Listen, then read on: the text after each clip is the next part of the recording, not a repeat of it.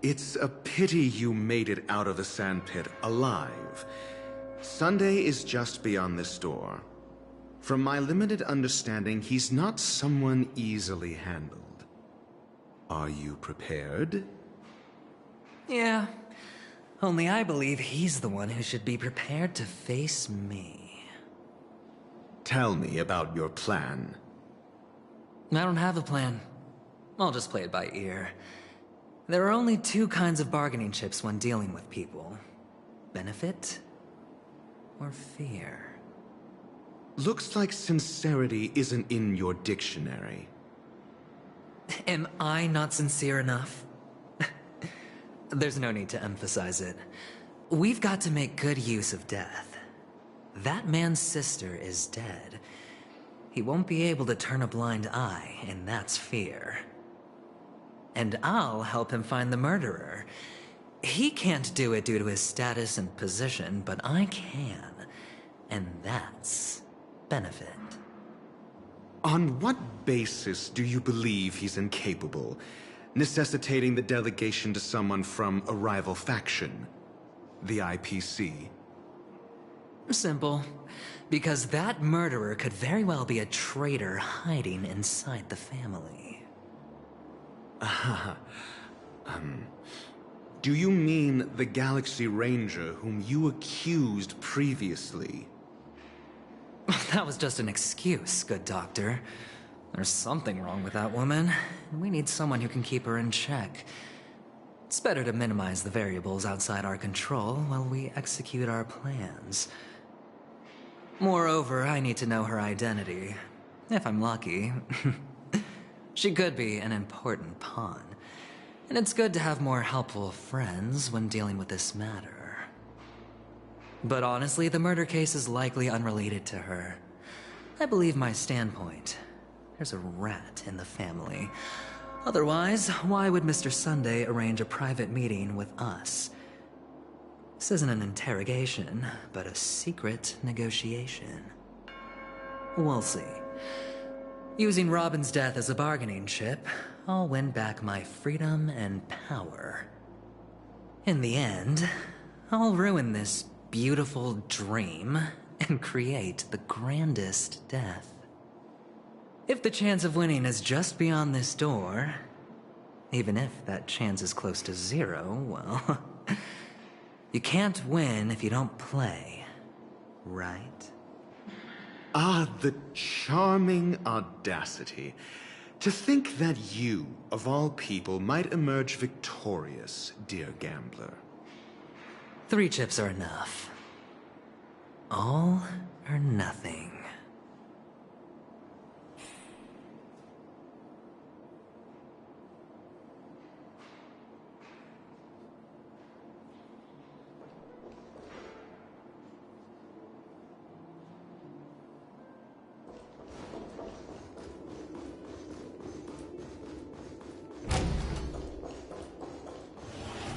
It seems my puzzles are too effortless for you, IPC Ambassador. I appreciate your words. And I see you put a lot of effort into welcoming me, Mr. Sunday. However, this is no way to greet a guest. Well, this isn't an invitation, but a summoning. Before we speak, I need to test your character. I imagine this knowledgeable doctor friend of yours has been of great help, yes? Certainly. You ought to know this better than I do. He's already faithfully fulfilled his duties, hasn't he? Yes, the doctor has assured me of your noble character. He considers you, like himself, a virtuous person who can be trusted by the family. I have come to know you very well as a person, Mr. Aventurine. You're diligent, generous, and willing to cooperate. The fact that you succeeded in overcoming many obstacles just to meet me gave me the reason to believe in your wisdom and courage. But there's one thing I must ask you. That is, you've used your wisdom at the wrong place to meet the wrong person and put yourself in a situation where you shouldn't be. Witnessing a tragedy that shouldn't have happened. You don't look too well. Am I making you anxious? If not, then it means I'm on your side. If I wasn't mistaken, you'd just made a serious accusation against the family. No, you weren't mistaken. For depravity is creeping in around you. Well, there's no need for us to be evasive. Let's talk about your sister. Your sister's talent is unrivaled in the world of show business. As you know, her voice has been out of tune since she returned to Penacony. What's more disheartening, she can't sing anymore. Who could be responsible for this? Many suspect the culprit is among the outsiders, but I know you hold a different opinion. Now your noble status has become a shackle, preventing you from apprehending the murderer and avenging your sister's death. You're feeling anxious because you're out on a limb. But don't worry, I'm on your side. I'm immensely honored by your concern for me, Mr. Aventurine. Since you're so selfless and generous, I believe you wouldn't ask for anything in return, would you? Well, naturally, you wouldn't incur any loss from this. I just want to reclaim what is mine.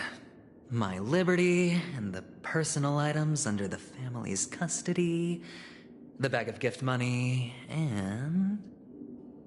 the box in which the cornerstone is stored. That's right. Cornerstone. I've heard it's a treasured asset of the Strategic Investment Department. A sacred stone that seals the Preservation Emanator, granting significant power, and every liquidation specialist holds one. For an object so precious, it probably comes at an even higher price than other forms of recompense. Well, I'm sure you're aware of the high level of risk I'll be undertaking to bring the truth to light. Mr. Aventurine, when you are out and about, do you always make adjustments to your appearance? Your tie should be on the center line. Your shirt must not protrude from your vest. Your trouser creases should be perfectly straight, and always aligned with the tips of your shoes. Of course. But I don't, because it's not appropriate to do so in public. You should make sure everything is presentable and in order before leaving the house. I'm not the kind that takes risks. The cornerstone must be in the custody of the family. No room for negotiation. Please, don't let me turn you down twice. Sure. The gift money is good enough. I suppose you wouldn't mind that. After all, a merchant can't function without a bargaining chip. You compromised quicker than I thought. Unfortunately, it's a gambler that needs a bargaining chip, not a merchant. I can give you your gift money, but before that, I want you to tell me.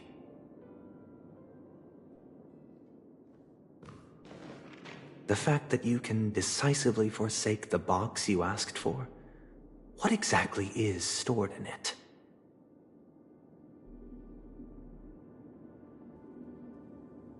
Oh, triple-faced soul, please sear his tongue and palms with a hot iron, so that he will not be able to fabricate lies and make false vows.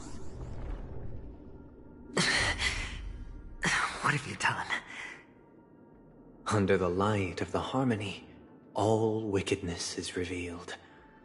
I implore them to shed their light, and I'll ask you questions on their behalf. Next, you have 113 seconds to prove your innocence and gain my trust. And if I refuse to answer? You can try, and we'll see if the harmony rejects you. Question: do you own a cornerstone? Yes. What a simple answer. You, too, understand that idle chatter leads only to poverty. Did you hand over the cornerstone to the family when you entered Penacony? Yes. Does the cornerstone you handed over to the family belong to you? Yes. Is your cornerstone in this room right now?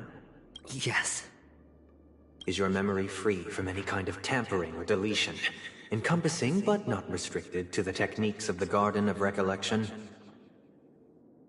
Yes. Are you an Avgin from Sigonia? Yes.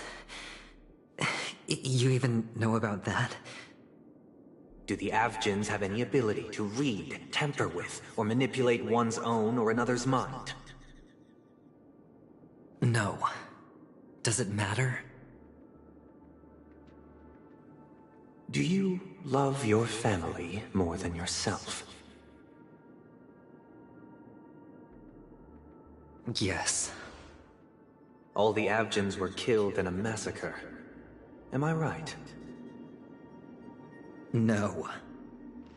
Are you your clan's sole survivor?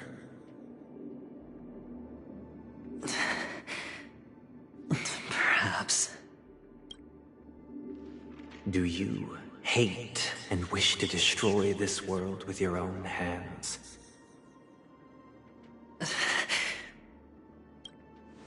I don't know. Interesting. Now, the final question. Can you swear that at this very moment, the Aventurine stone is safe and sound in this box?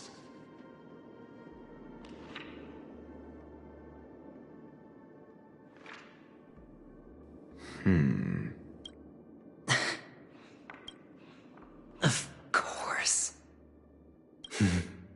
Looks like we can get an answer. Open it, Mr. Aventurine. It's your last chance to defend your honor.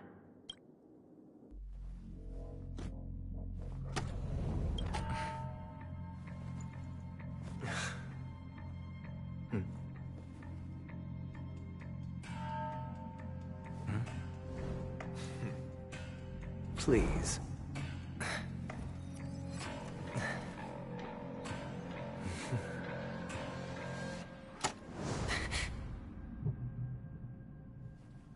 Are these what you're looking for?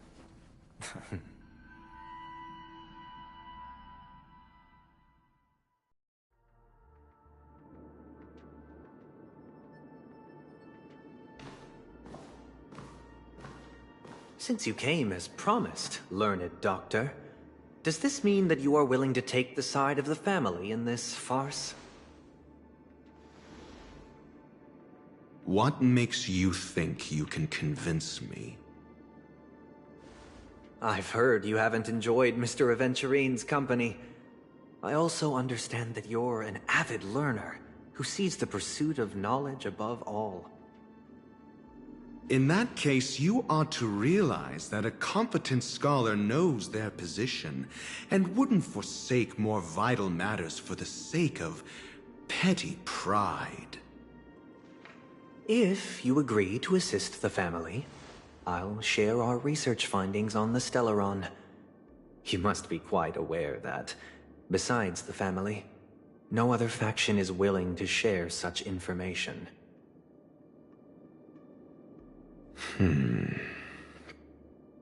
Cut to the chase. What do you need from me? I need Mr. Aventurine's comprehensive plan.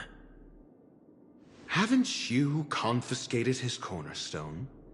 You can't expect a featherless bird to take flight.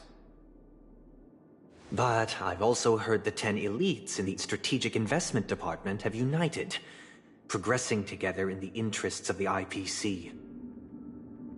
You'll have to speak more clearly than that. The cornerstone, which Mr. Aventurine surrendered. Was it really his? You question whether he would entrust you with someone else's cornerstone. The 10 Stonehearts aren't as united as you think. Cornerstones are significantly more precious to them than their very own lives. But you know that he's a crazed gambler. The more vocal he is about it, the more cautious I must be. I never imagined someone would share his way of thinking. Honestly, you should see a shrink. Bring it. The box containing the cornerstone is unique, and only IPC senior staff and related members can access it. But I happen to be among them.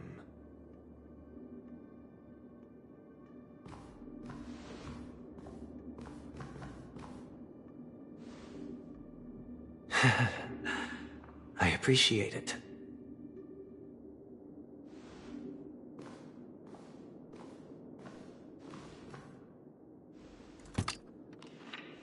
Unfortunately, your guess is correct.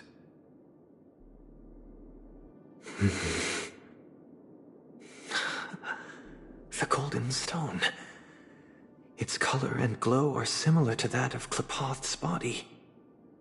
This is the very ruse he intends to use to fool you. He won't reveal to you that the 10 Stonehearts chisel their own will into the cornerstones, granting them an unparalleled radiance. And this golden statue is also known as Topaz, not Adventurine, and it belongs to Topaz. So, do you wish to confront him? Not at the moment.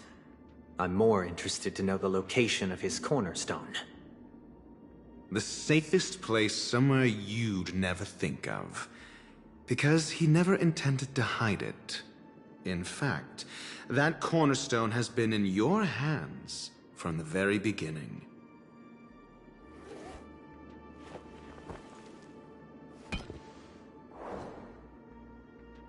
I see. This bag. Mixing a cornerstone, more precious than life itself, with a bunch of worthless jewels, disguised as a gift of money waiting to be confiscated, is indeed in line with Mr. Aventurine's style. Then he makes up some trivial excuse, downplaying the matter, and requests the gift money. This is a gamble, one he's all too familiar with, betting on your single misstep, leading to a total loss. Learned Doctor, I am grateful for your help. The family will As for the villain, I hope he retreats in humiliation. It was all thanks to your friend with a keen eye that I could add a blot of utter failure to your storied career. Ratio, you wretch. Finally shown your true colors, huh? Oh, and just to remind you, you currently only have 17 system hours left to live. Treasure your remaining time, and savor the delectable aftertaste of defeat. You might as well explain yourself a little more clearly. What I performed on you just now was the Harmony's consecration. You were to show allegiance beneath the illumination of their grace. Yet you acted willfully, uttering nothing but falsehoods, transforming the consecration into a trial. I genuinely see no reason to absolve you from it. Is this what the Harmony represents? But is it built upon constraint and coercion? You misunderstand, Mr. Aventurine. Punishment is meant for the irreverent, but I have seen your resilient spirit, and thus I offer you the possibility of a new beginning. Throughout these 17 system hours, you will be unable to escape the dreamscape, or contact any of your companions. You only have 2 paths before you, and it all depends on whether you can complete my test within the time limit. Should you succeed, you will be able to coalesce into the harmony and be with your family. If you fail, you will suffer the wrath of the eternal Centurion and fall into an abyss of doom. Sounds like I'm gonna end up the same either way. I indeed do need a servant to help me uncover the evil hidden in the family from an external perspective. I will purge the evil from the inside and bring the real culprits to justice within 17 system hours. When the time comes, compare your findings with mine.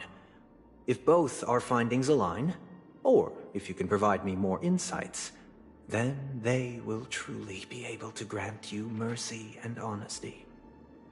Shameless hypocrites. You took everything from me and still demand the truth? That isn't fair. Your carnival reeks with the stench of cash. Nothing is achievable without it. This is meant to be an act of personal virtue, not requiring the family's support. Your bag is over there. Do as you please. I believe you can trade this bag of worthless jewels for everything you need. That's what gamblers excel at, isn't it? Off you go, Mr. Aventurine. You are free. I will wait here for your good news.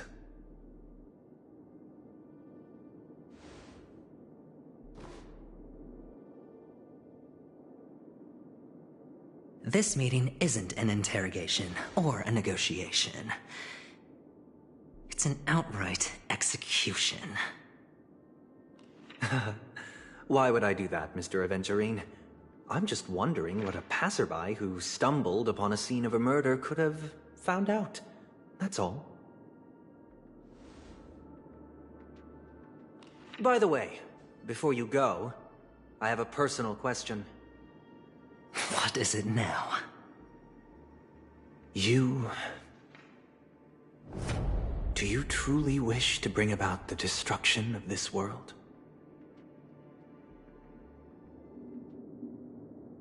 Kakavasha! Where did you go? Oh, are you injured? I got it back, sister. You went to look for them? That's too dangerous. It's just a necklace. It's neither food nor water. We can survive without it. But I can't live without you, little brother. Promise me not to look for those catechins again, okay? Sister, don't be afraid. The catechins are fools, but I'm smart. I played a game with them, and I won. Won? What happened exactly? Tell me. I made a bet with them. The two birds in the desert and me. Who will die first? I won. They suspected me of cheating, but I didn't. I won fair and square. Of course. Of course you'd win. You've always been a lucky child. Gaiathra Triclops must be watching over you. But that's no reason to push your luck by going up against those bloodthirsty, cruel catechins. Have you forgotten how Mom and Dad...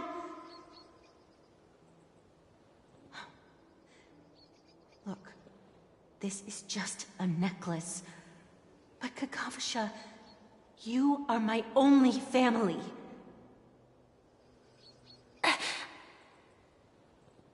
I'm sorry, sister. I thought you'd be happy. Because Mom left you this necklace. There'll be no next time. It is important. But not as important as you, my dearest brother. I don't blame you, but you must remember what Mom said. Pain and poverty are the trials of Gaiathra Triclops. She has also granted us a chance. And that's your good luck, Kakavasha. Your good luck is the most precious wealth we all Avgin have. You're a child blessed by Gaiathra Triclops and can lead the clan to happiness. So always remember to protect yourself and never resent the pain and poverty you're going through, all right?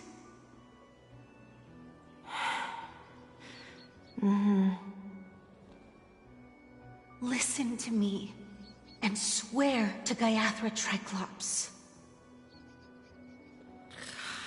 Okay. I will swear to Gaiathra Triclops to protect this wealth. But sister, if Gaiathra Triclops was really watching over us, then why did she not protect Dad when he was swept away by the quicksand? After all, Dad went to the Catechins' land only to prepare for Gaiathra Triclops' offerings. And where was Gaiathra Triclops when Mom was shivering in our arms? Mom was still pleading for Gaiathra Triclops' forgiveness under her breath until the moment she closed her eyes. Sister, everyone praises me for being smart, but I don't get it. If every rain pour was Gaiathra Triclops' forgiveness and grace, then how bad were our sins? So much so that we were born in this world of death?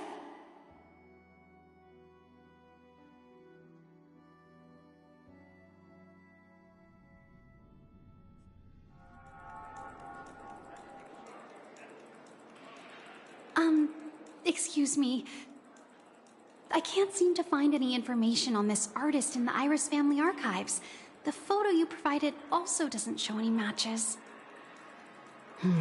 Just as I thought. I'd like to ask, what kind of traces do people leave when they enter a dream? Are you referring to the records when you enter the dream pool? The equipment will monitor physiological indicators, such as heart rate, blood oxygen levels, and body temperature in real time. This data will be included in statistics and handed over to the family for the screening of any data anomalies. Immediate action will be taken once any illegal behavior is detected.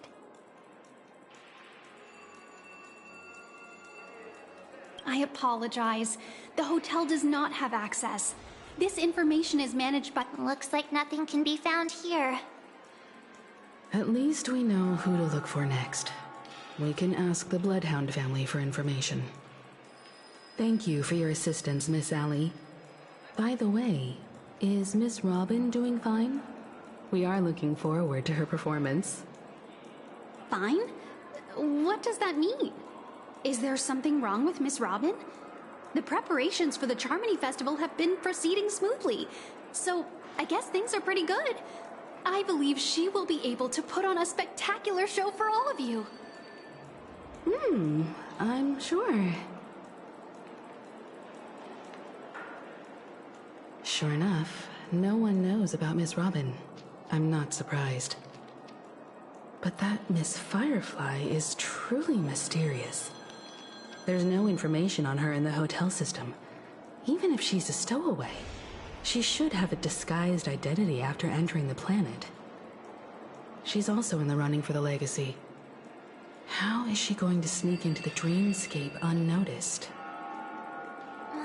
Is there any other way to enter a dream? Besides the hotel room's dream pool?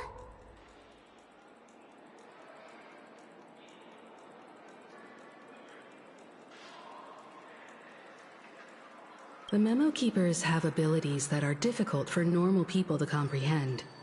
In the memory zone of Penacony, they thrive effortlessly, a fact proven to us by Black Swan. The hacker girl from the Stellaron Hunters used extraordinary means to unlock the Dreamscape Hotel's seal.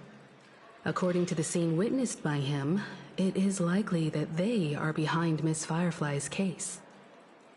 The Garden of Recollection and the Stellaron Hunters. Both are possible, but what about the IPC? Since they want Penacony all for themselves, they're bound to have a plan. Who are you guys? The Bravo team has arrived at their designated position, ready to execute armed evacuation operation. Boss, get moving! Armed evacuation? Boss, are you drunk? What do you know? It's more efficient this way.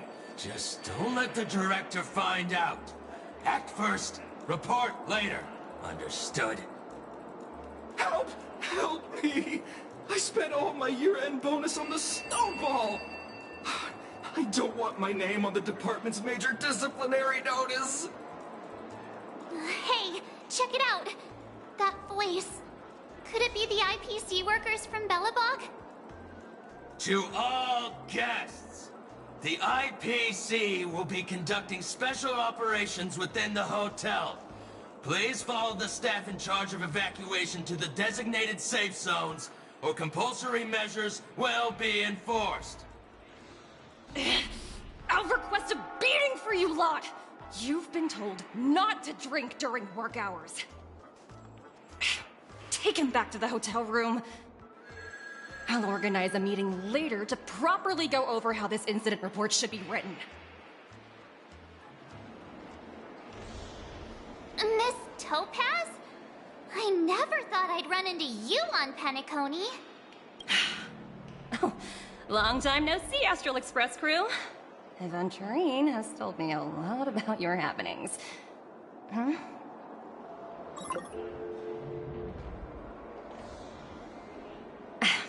It's fine. Do as they ask, and try to avoid any conflicts with the family. Report to me before taking any action. Yes. All right. As you see, the IPC isn't very popular here on Penacony. Cordiality from the family is a mere facade. The former frontier prison has turned around and cuffed its shackles on the IPC staff now. Only Aventurine, who carries an invitation, is allowed to attend the banquet. An entourage like us, we can only sit around in the reality hotel, unauthorized to even enter dreams. Let me know if you need anything outside the dreamscape. The IPC always treats its partners well. Thank you, Miss Topaz. We're on our way to the Hounds to verify some intel. Perhaps you've had dealings with them? Yep. They're tailing us right now. Why not go and talk to them? It'll take the spotlight off me. Being constantly stared at is really uncomfortable.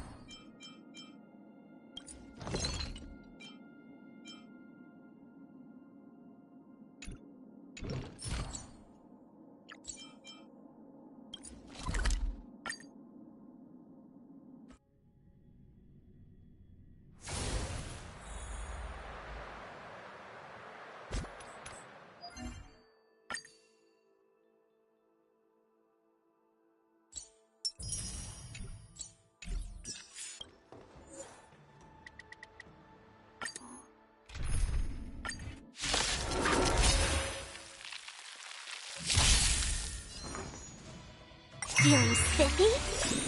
Can you find the answer? Destined for oblivion. Ill fate descends!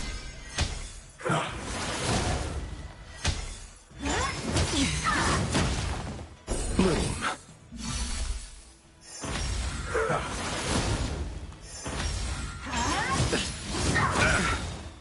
The dead return!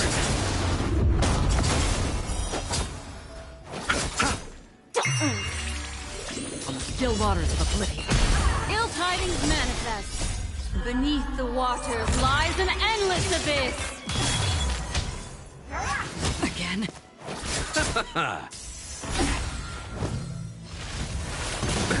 Nothing major. Feeling spiffy? Destined for oblivion. I weep for the departed. It too shall fall. Ill fate descends! The dead return!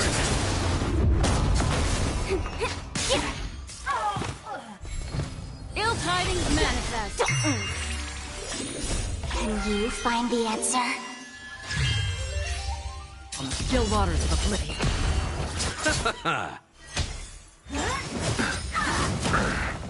Receive divinity. Repay.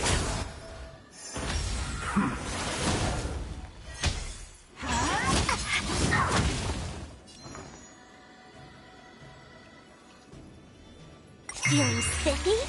Destined for oblivion. Ill fate descends.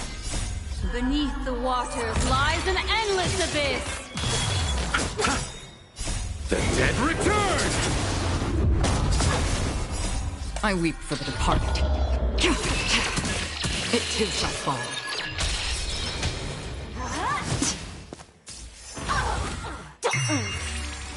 On the still waters of oblivion.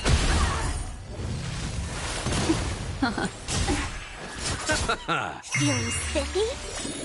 Can you find the answer? Destined for oblivion.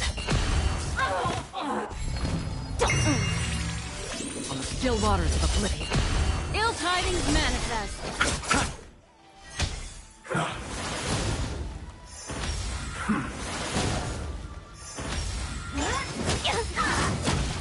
Feeling spiffy? Destined for oblivion. I weep for the departed. It too shall fall.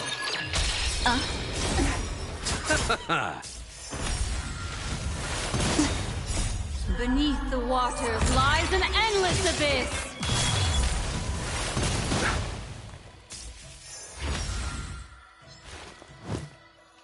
Ouch, ouch, ouch! 1,000 faces in 1,000 places. Can you find the answer? Don't move, okay? Again, the ill tidings manifest. On the still waters of oblivion, I guide the wandering souls. Let's kick it up a notch.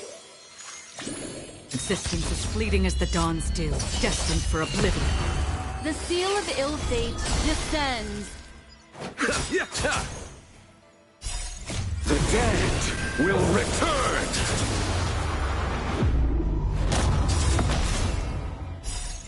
I weep for the departed.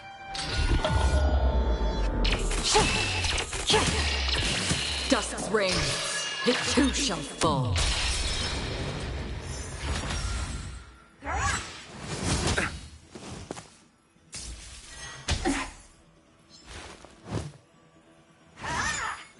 Mind your manners.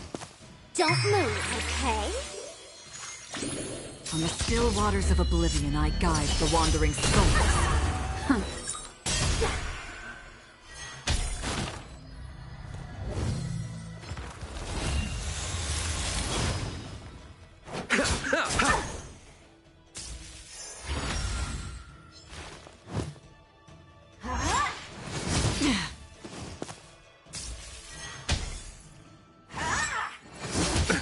Nothing major. Let's kick it up a notch. 1,000 faces in 1,000 places. Can you find the answer? Yes. Existence as fleeting as the dawn's dew, destined for oblivion. Don't move, okay? On the still waters of oblivion, I guide the wandering souls. I weep for the departed.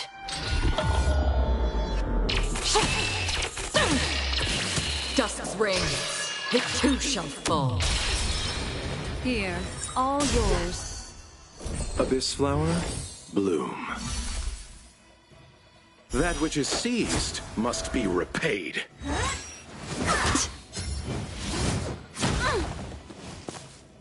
Receive divinity. The dead will return!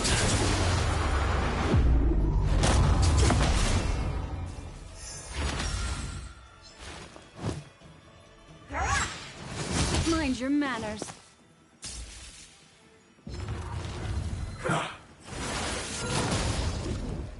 Let's kick it up a notch.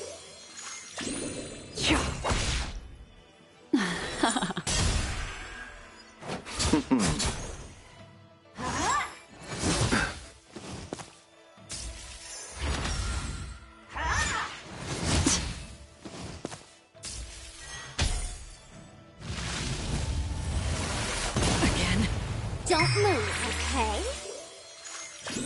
Existence as fleeting as the dawn's dew, destined for oblivion. Beneath the silent waters lies an endless abyss!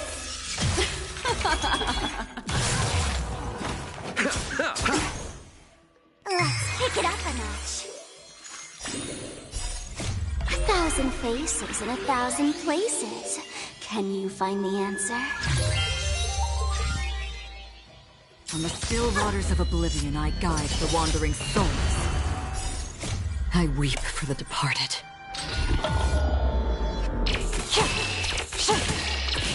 Dusk's reign, it too shall fall.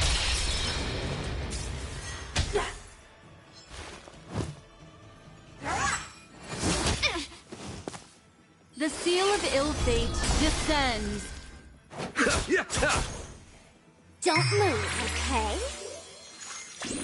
Existence as fleeting as the dawn's dew, destined for oblivion. Let's kick it up a notch. On the still waters of oblivion, I guide the wandering souls.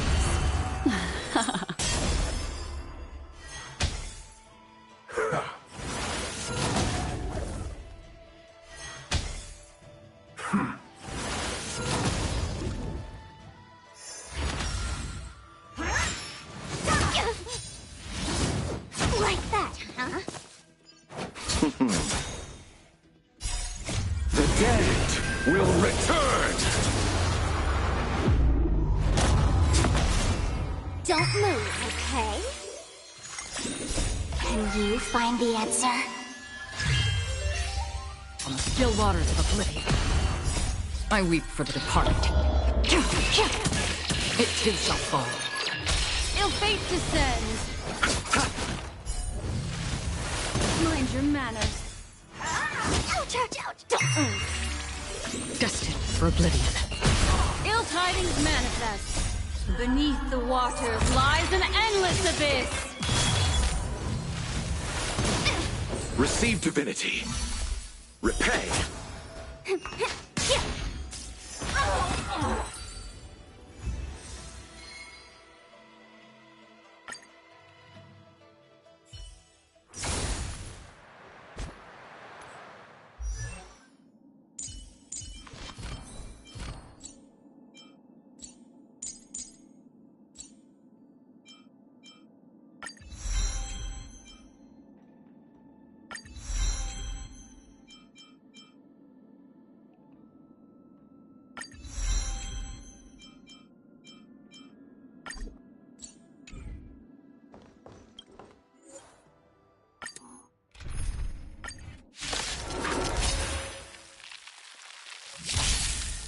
Feeling spiffy? Can you find the answer? Ill fate descends.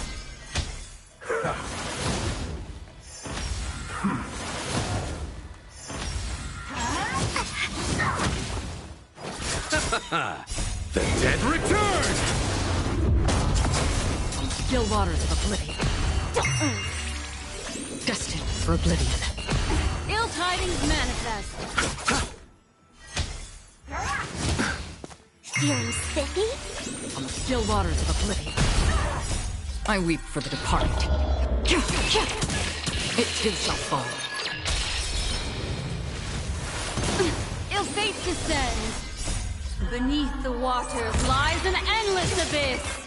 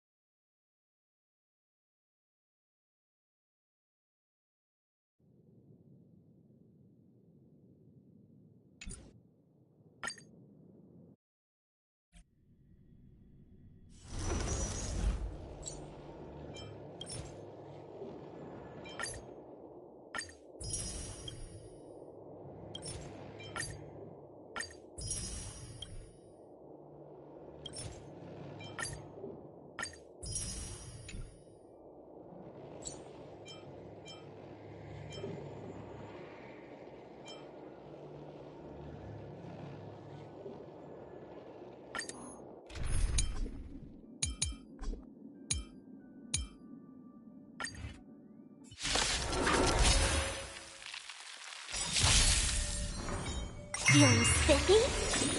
Can you find the answer? Coming up now! Rise!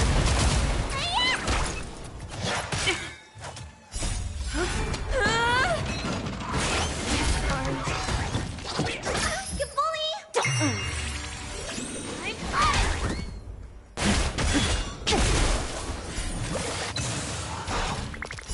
World cleansing dragon.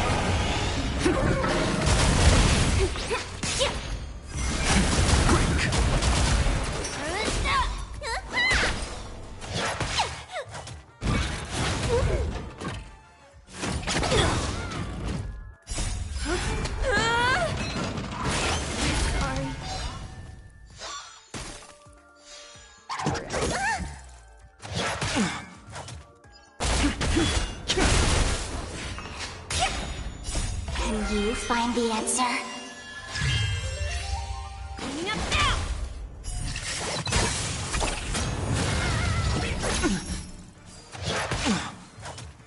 What's in your prescription? Rise! World cleansing dragon.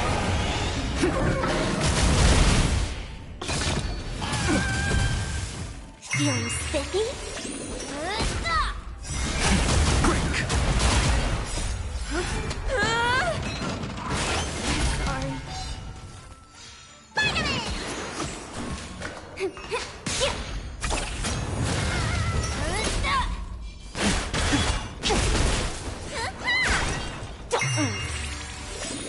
Can you find the answer? Rise!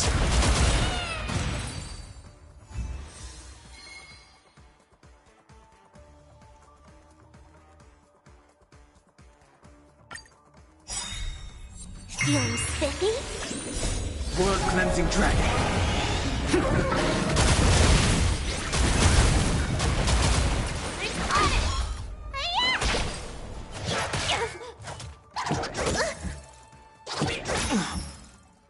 What's in your prescription?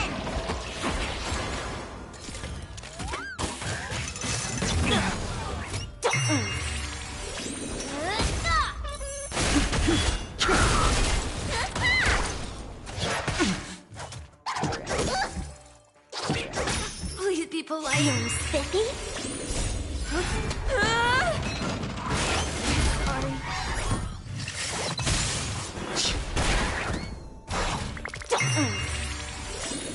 Can you find the answer? Coming up now! Rise! World cleansing dragon.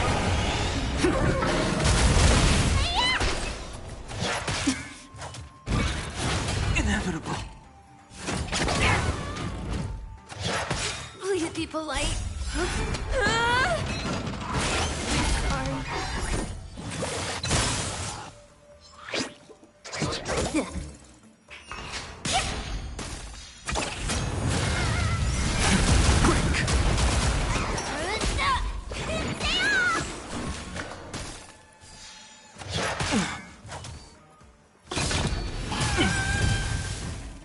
What's in your prescription?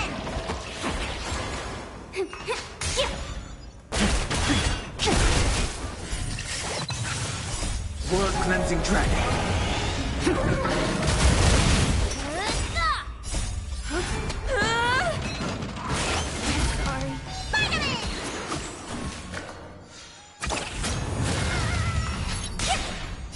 Can you find the answer? Rise!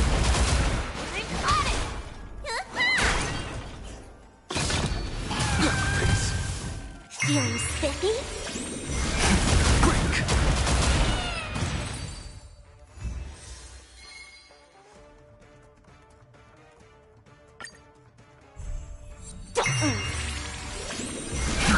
Rise! World cleansing dragon.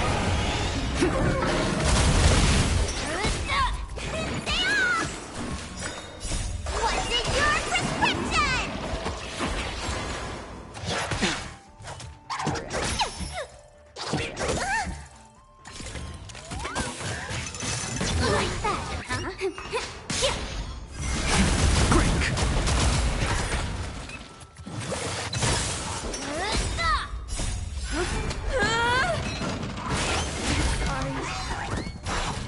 Feeling spiffy? Can you find the answer? Rise! Ouch, ouch, ouch!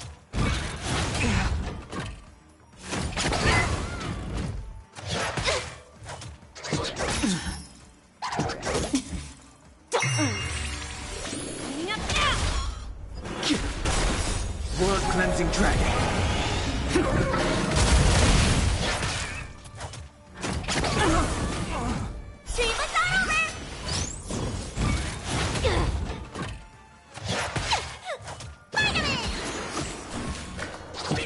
Grace. Please be polite.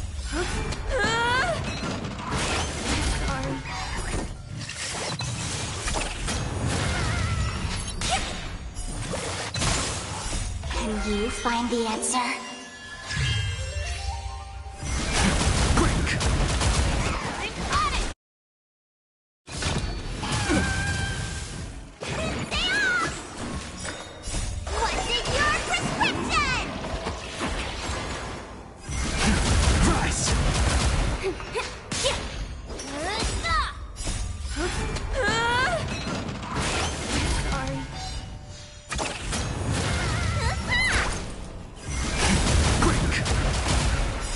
World Cleansing Dragon!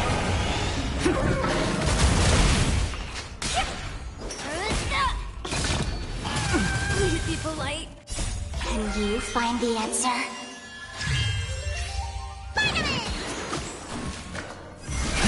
Rise! Feeling spiffy? Cleaning up now!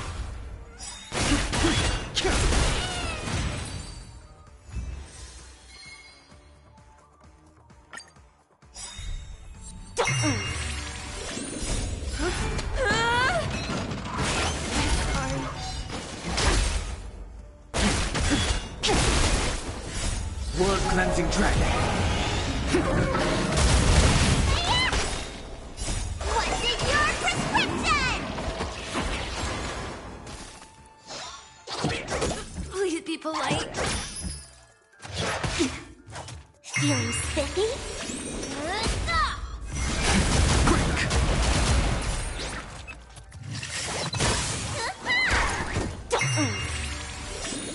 Can you find the answer? Rise!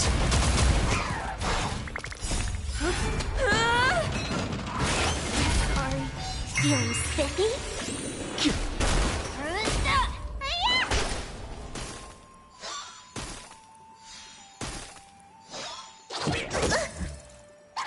Ouch, ouch, ouch!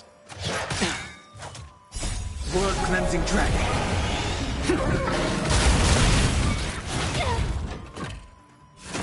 That wasn't very nice.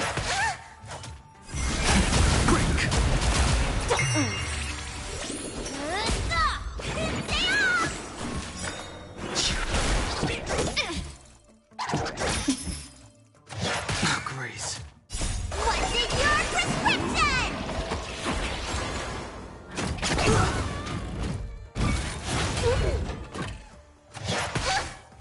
Feeling spiffy? Can you find the answer? I'm on it!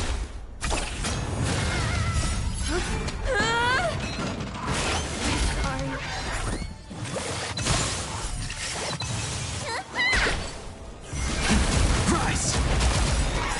World Cleansing Dragon!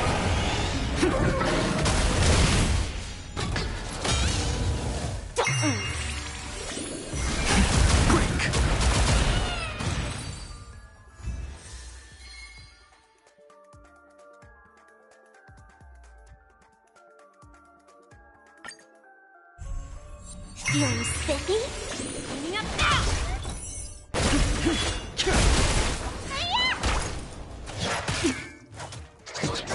Please be polite.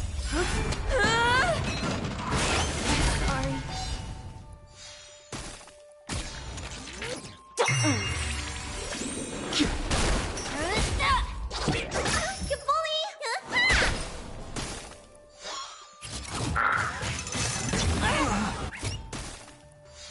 Feeling spiffy? World cleansing dragon.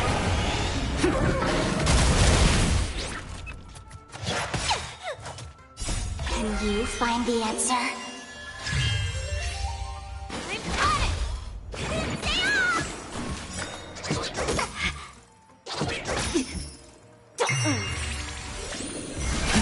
Rise!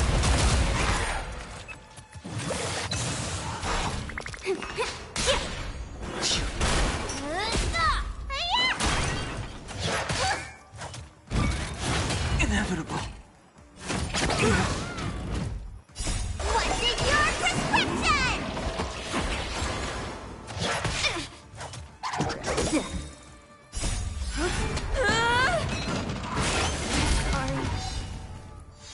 Feeling spiffy?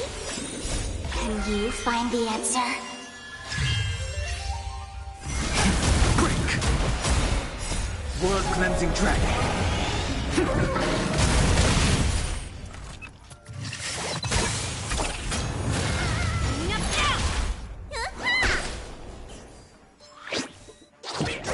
Please be polite. Rise!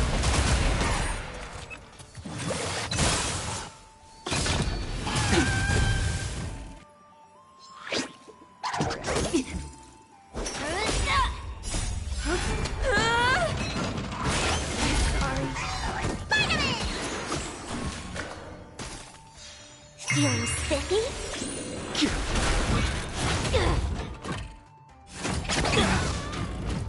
I've got it! Stay off! Can you find the answer? Break! World cleansing dragon.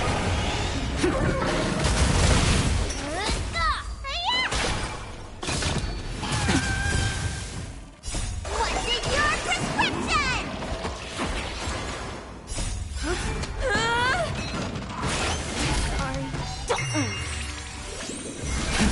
Rise!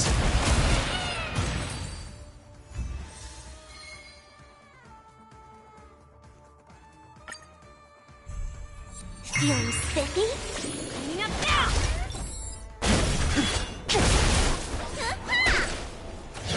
Grace. World cleansing dragon.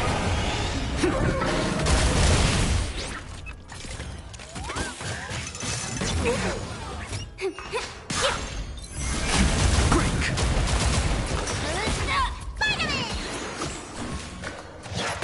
Please be polite.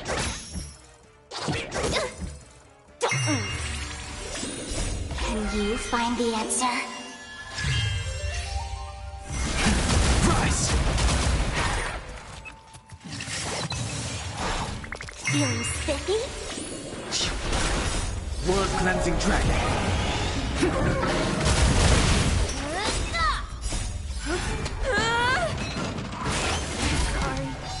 Stay off! Ouch, ouch, ouch!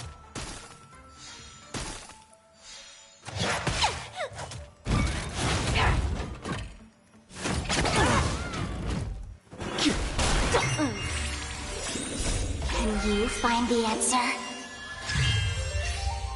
I've got it! Finally!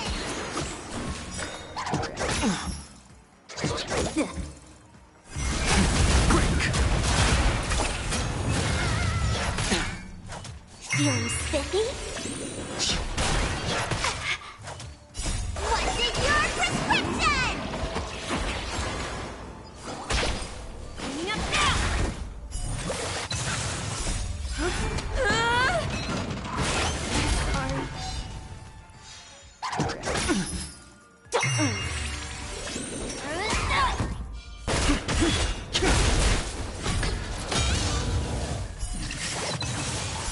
World cleansing dragon. Inevitable.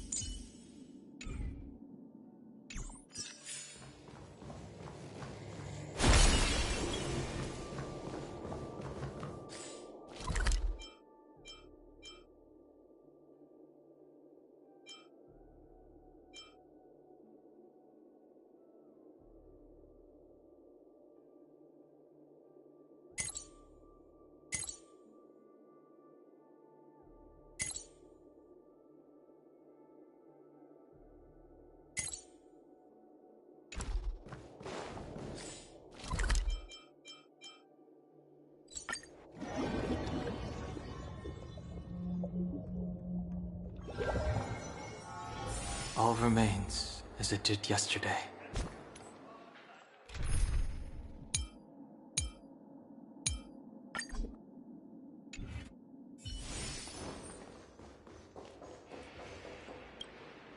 How does it feel to be in business with Aventurine? I bet you're not used to it. That's just his style. All or nothing is his mantra. He's always cozying up to his clients while egging them on to undertake some dangerous assignment with him. But everyone has their merits, so I won't comment further. But Aventurine's luck has always been good. He's always closed all his cases without a hitch, and basically never lost a gamble. Which is why, on the issue of retaking Penacony, I'm watching with keen interest.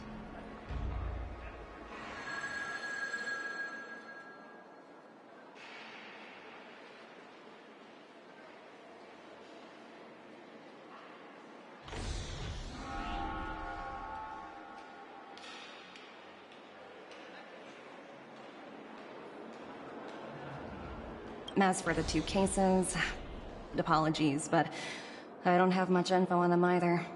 All I can do is ask you to keep digging for more details.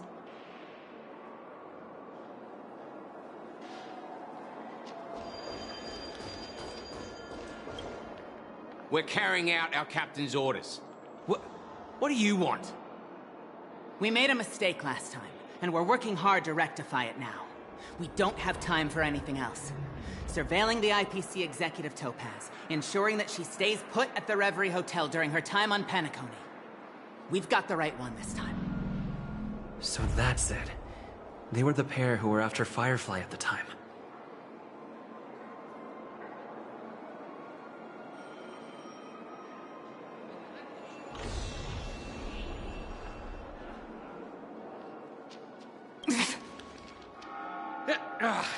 It's you again. Back for more trouble? We're not afraid of you this time. Well, spit it out. Stop bothering us if you've nothing important. So you know each other. Why do you keep running into people you've beaten up before?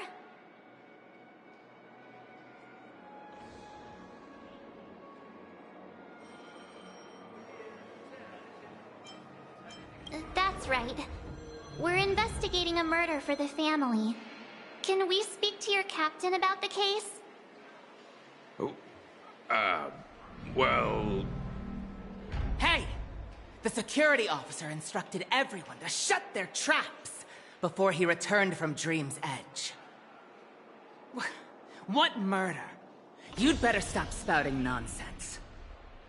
Yeah, that's right. We have nothing to report. Please leave. Looks like they're not going to cooperate.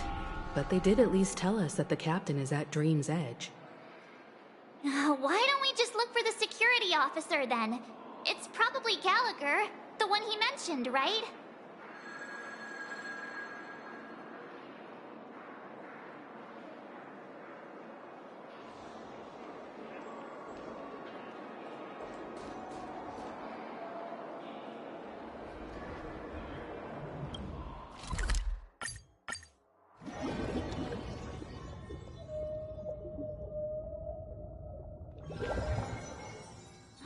Such tight security.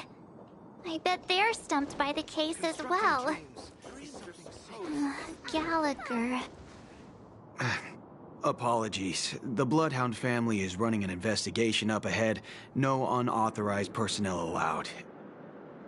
Hold on a minute. I think I've seen you before. The gray-haired one. How much trouble have you stirred up exactly on Penacony?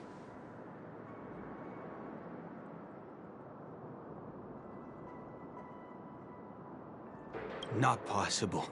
It was you the last time, yelling about some clockwork friendship while beating me up with that silver-haired girl.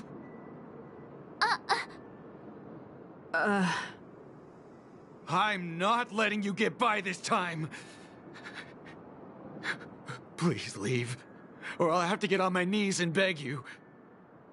Huh? What kind of heinous crime have you committed now? Hold on, sir. We have documents authorized by the family that would aid your investigation. If it wouldn't trouble you, could we see this, Mr. Gallagher? Who exactly is this Gallagher you keep talking about? There's been a few people mentioning this name. Even the one with the gray hair. He didn't send you all here? It was the security officer who dispatched us. That's all I can divulge. He'll do! He's the one we've been looking for! Sorry, no can do. The boss said that since it's a matter of the family's reputation, no one's allowed through. Everyone, please leave. There's really no need for us to make things difficult for each other, right? We're really sorry for troubling you. Let's think of another way. Another way... that's it! Didn't they say something about that... what was it? Clockwork? That got this guy to change his mind. Can you perform it again?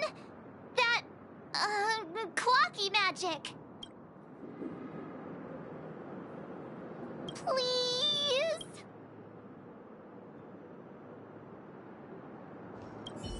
Sorry, no can do. Everyone, please leave.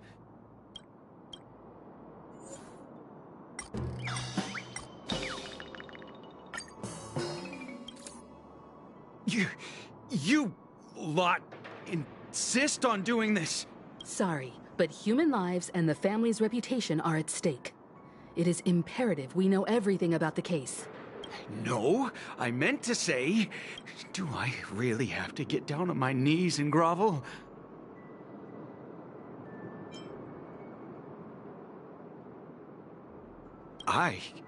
No, you don't really mean that. If that's the case, I'll just have to acquiesce to everyone's wishes. Lower my esteemed head and plead with everyone. No. No need. Looks like...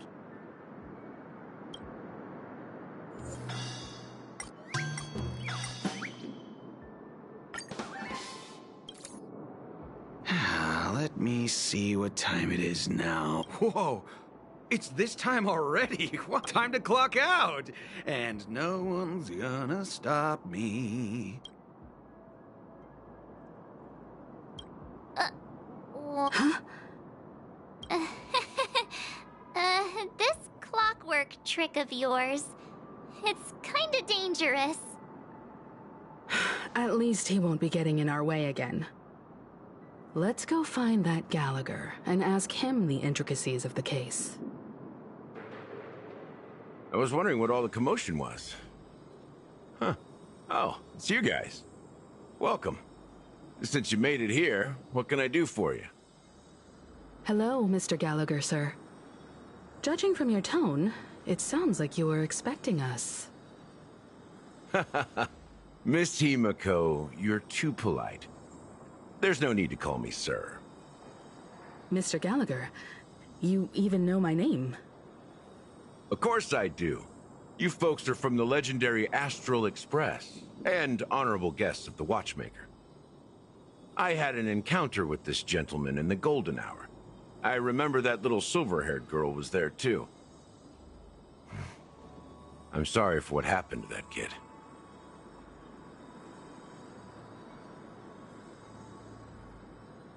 This is also the reason why we've come to visit you, Mr. Gallagher. The Express can't just overlook the death of that child. So we've decided to help the family get to the bottom of it, in the hopes of getting justice for her.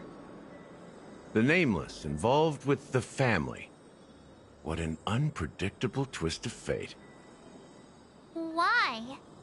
What's wrong with the family?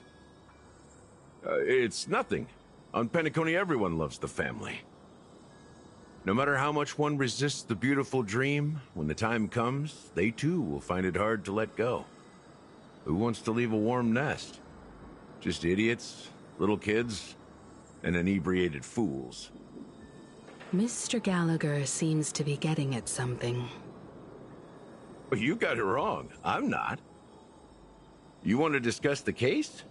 Sure. Come with me. This is not a good place to talk. Let's go elsewhere.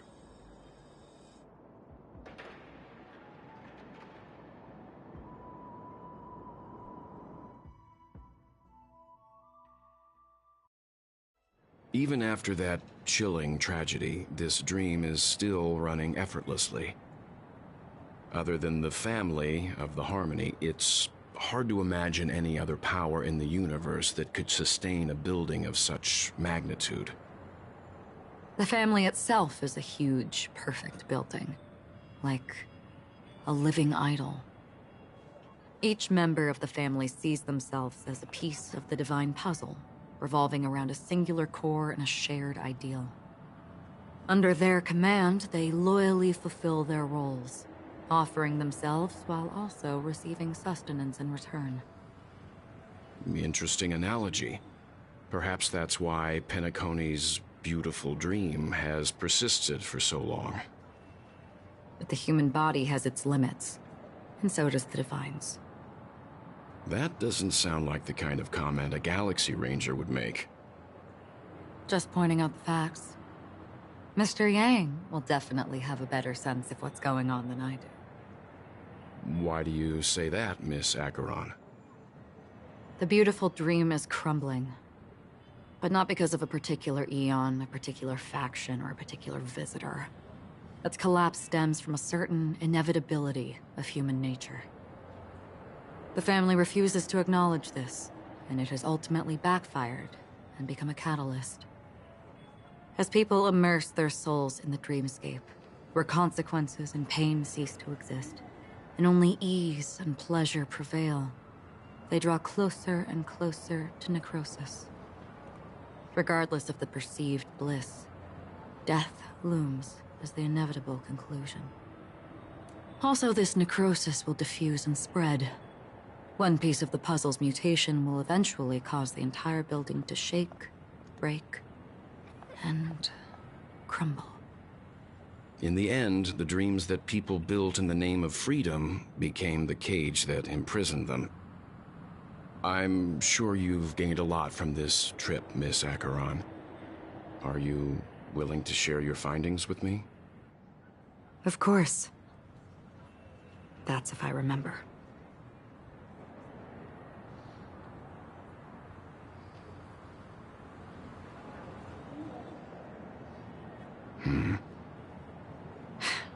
Don't mind me. It's just a habit. Owing to events in the past, I've become easily forgetful. It's only when this sword is unsheathed that those hazy memories start to become clearer. Take your time. That should do it. I vividly remember everything that occurred on Penacony. Ask away. The moment of daybreak. I've heard that's where the Dawn Factory, which processes the foundation of the dreamscape, is located. Behind the dreamscape's song and dance stand many imagination factories. Workers create all kinds of whimsical works day in and day out in their dreams. Then they return to reality and sleep on a narrow bed in a room. A far cry from luxury. They say it will suffice. Experiencing the bizarre and motley dreamscape is the best reward. There I encountered a young woman who had just come of age. The perfect time to indulge in beautiful dreams. Her greatest wish was to one day move to the golden hour and see the magnificent garments she had woven with her own hands. For certain reasons, her wish was difficult to fulfill. But I managed to bring her a garment.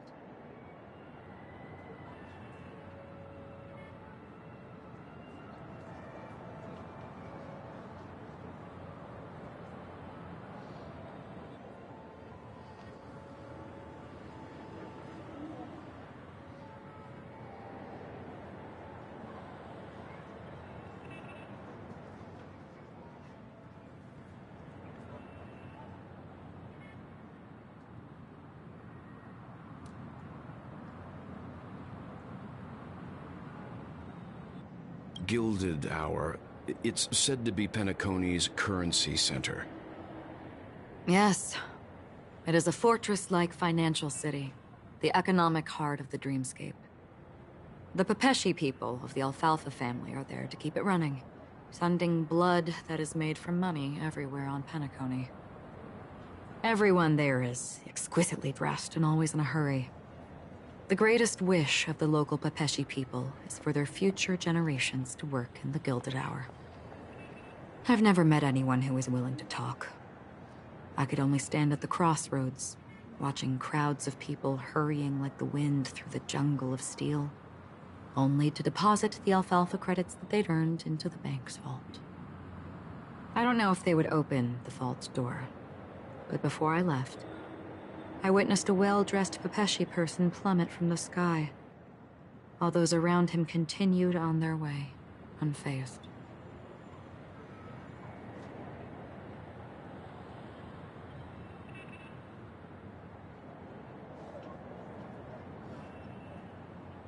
I hear the Blue Hour is very romantic. Do you have any tales to share? Perhaps Mr. Yang has heard. There is a large boat called the Eventide, anchored along the Sea of Dreams, where soft music and dancing persist endlessly every night. I ran into a wizened lady there. She was at the dock, waiting for her long-departed lover to return, waiting for countless hours within time that stood still. In the humid sea breeze, she spoke of her own youth. Like many who desired wealth and love, they came to Penacony to pursue their dreams. Alas, her lover's consciousness was lost in the dark depths of the Sea of Dreams. Finally, she suggested we continue our conversation on a boat in the shallows. I agreed and boarded the boat with her. But she never said anything. Her eyes absent-mindedly gazing at the horizon for what seemed like forever. Finally, we retreated to the beach.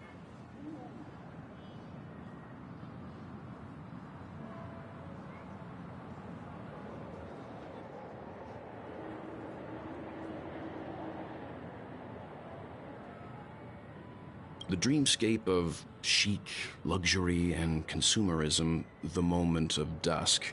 My companions have been there too. Then you all must have seen those who are attempting to realize their dreams. Or have realized them. Scattering money as if it were dust and betting it on all or nothing.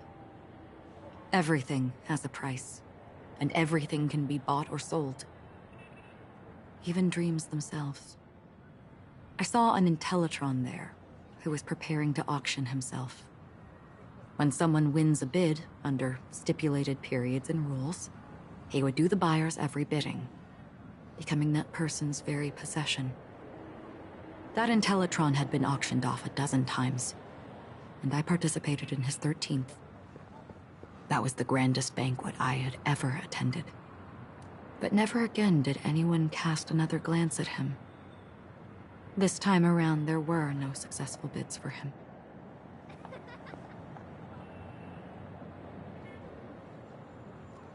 This is what I've seen and heard along the way. Someone once said to me, Penacony wasn't like this a long time ago. Nor should it be. I've traveled through the reality and dreamscape of the planet of festivities. Watched the tides of night rise and fall when time stopped for people. Where the spirits of the rich and impoverished remain forever fixed on their own scales.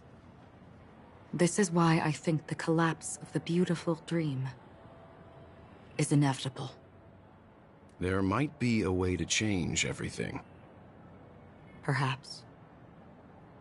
But if this is indeed the world that people desire, if this is precisely why life chooses to slumber, should we still seek to change it?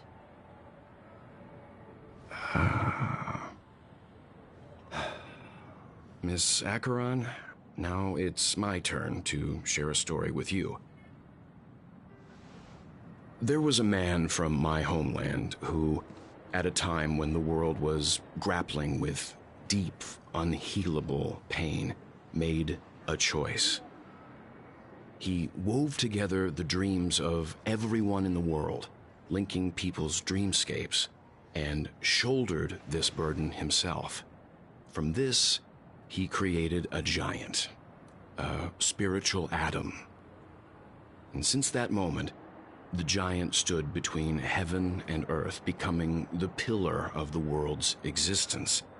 As a price, those who found it hard to move forward, who could not advance, forever lost their future. They slumbered in a dream, devoid of disaster and pain, living out their days peacefully in the man's created utopia. And it is because of the wishes of those people who wished not to awaken that this spiritual atom became unbreakable. And yet, you stand here right now. Which also means that man failed. Because people must always move towards the future. Even if human weaknesses make them pause when they truly cannot move forward, humanity will eventually seek a way to save itself. And that man, he was never a failure. Like everyone in that world, he etched the possibilities of human nature into his heart. He was the sun chaser of legend, soaring towards the sky and embracing his final victory with his fall. He ascended to heights uncharted, only to come face to face with the sun, a place not visited by anyone before. His wings would melt because of it, only for him to fall into the sea. And after that, countless others would surpass him, soaring to even greater heights. A fitting metaphor for the Nameless's trailblazing spirit. Thank you, Mr. Yang. I know what you wish to confirm. The universe has innumerable similar, yet different worlds. In these worlds, there are innumerable people who look alike, yet don't. I, too, have embarked on journeys, encountering old friends with familiar faces on different worlds, witnessing their destinies follow paths similar to mine. So I will tell you, even if not completely similar, the story you just told, it overlaps with my past. And within that abyssal dream, I ended that man's life. Alone. I am not who you think I am. Nor will my home be as fortunate as your world. I am sorry. It's fine. I don't mind, so long as I can alleviate your suspicions. There's something I still wish to know, Miss Acheron. Under that representation of the hunt, exactly what sort of power is it that has motivated your solitary journey thus far? Mr. Yang, before answering that question, I wish to continue the previous topic. I like your analogy very much. Indeed, birds are born to fly. But in a distant past, their ancestors could only gaze at the sky in envy. They saw that faraway ray of light from above the heavens, piercing through the clouds and blanketing the earth. And so, time and time again, generation after generation, the birds spread their wings and took to the sky, attempting to touch its ceiling. All because the sun was there. Then, what if the last bird finally soars into the sky, only to realize that the end of the light is not the sun, but darkness? Then why, exactly, do we even walk towards the light?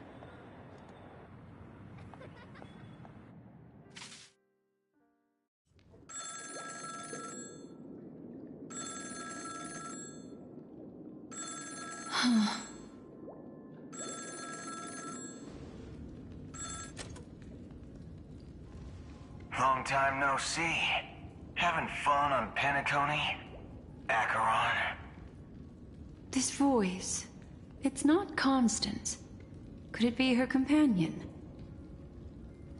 Though I don't know exactly what you are, or what you're up to, my bullets will find you. Until then, you best find a casket store on Penacony and ask the owner to reserve a good quality casket for you, imposter.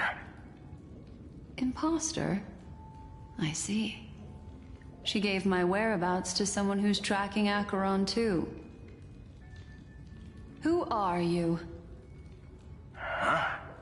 Did I make a mistake? Who the heck are you? I'm the Garden of Recollection's memo keeper. Not bad. This is the kind of tough challenge I like. You that imposter's bodyguard? Never mind. It's fine. I'll leave a round for you. So get that forehead clean and wait for me. I don't know what you're talking about, but you know Acheron, the Galaxy Ranger, yes? I have something to ask you. Are you asking me to write your will? Sure. Go ahead. Not quite. I only want to ask, how exactly did she become a Galaxy Ranger? She's clearly not a pathstrider of the Hunt, but you are, aren't you? Tell me, what's Acheron's deal? Sure. Heck, never thought I'd come across an ally. What a stroke of luck. Oh, well.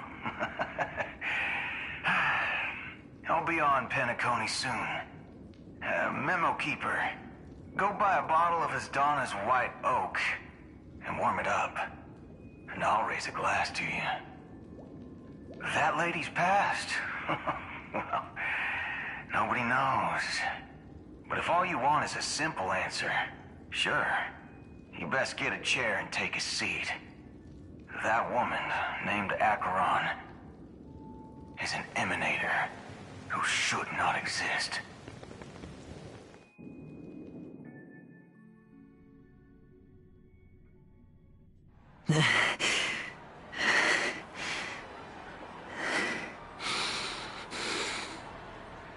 You look pale. Or is that also part of your act? I didn't think you'd have the nerve to show yourself. I thought this was exactly what you wanted. After all, I faithfully fulfilled my duties as you instructed. Just tell me if you can't hold on any longer. So, the genius of the Council of Mundanites wants to be my Undertaker now. What an honor. Yes, and I'm pretty sure the people at the Strategic Investment Department would love to be notified of your death in due time. But let's not forget, you won't be seeing them, because I'm the manager of this task. Great. Then tell your people that Aventurine is ready to go in 17 system hours. Oh, you've got a lot of nerve. How exactly do you plan on completing your task while your hands are tied by the Harmony? Well, my conversation with Sunday convinced me that there's a traitor in the family, and that they hold the secrets of Penacony. So, I took the opportunity to set everything in motion. I even managed to recover the gift money. Things haven't gone this smoothly since I walked through the doors of the Reverie. Now I'm only one step away from victory. Let's just wait and see. Sounds like a very elaborate way of saying that you failed. That's all I can say. Have you forgotten, Doctor? You betrayed me. Go. Do what you must. I look forward to the sight of the IPC fleet surrounding Penacony. You've achieved what you desired, haven't you? That's true, but what's your plan? Did you conceal an orbital support beacon in that gift money bag? Well, who knows? Maybe that's why I'm handing out cash even when I'm about to bite the dust. You are indeed a gambler. An insane one at that. Well, maybe I am. Who knows? Fine. Here, take this. Open it when you're on your last legs. You'll thank me. What's this? Medical advice?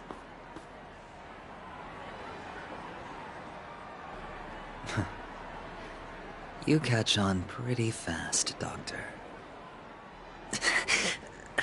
Asking me to solve a case without giving a single clue. How typical of you, you wing-headed scoundrel. But the way you're all on edge about that stowaway, it's just as I guessed it would be. As for now, let the rain of wealth from the IPC fall evenly on everyone.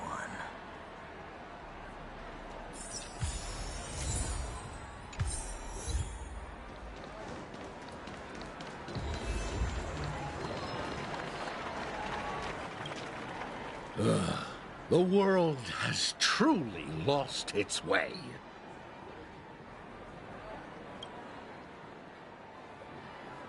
You... Wait. I get it now. This is some sort of prank show, right? You must have some cameras set up around here to film yourself doing good deeds, right? You youngsters are always looking for a quick way to get an audience. But you know what? A truly great show never comes easy. A great show will start soon, old man. But before that, I need to ask you something. Do you know where I can find death in this dream? Ah, I see. Another fearless youngster looking for death, huh? Well, let me give you a piece of advice. Don't think you're the first one who's ever thought of that idea. Death? Not even remotely innovative. I bought it from Dr. Edward. He claimed it was some exclusive fancy schmancy stuff. Now, but what a disappointment. The effects were awful. First, some monster covered in eyes stabs you in the gut. And then all you see are blurry glimpses of buildings and lights. Oh, the sky was spinning so fast it almost made me puke. Is that all? Yeah, what else can you expect? Don't put too much stock in the Penacony movie industry. They even call this junk groundbreaking art. Can you believe it? What a joke. Well, I'll leave you be then. I hope you have a wonderful day. A monster covered in eyes. That sounds like the Memory Zone meme. But buildings and lights... I don't think those have anything to do with death. Well, that whole dream bubble was probably created using rumors and gossip.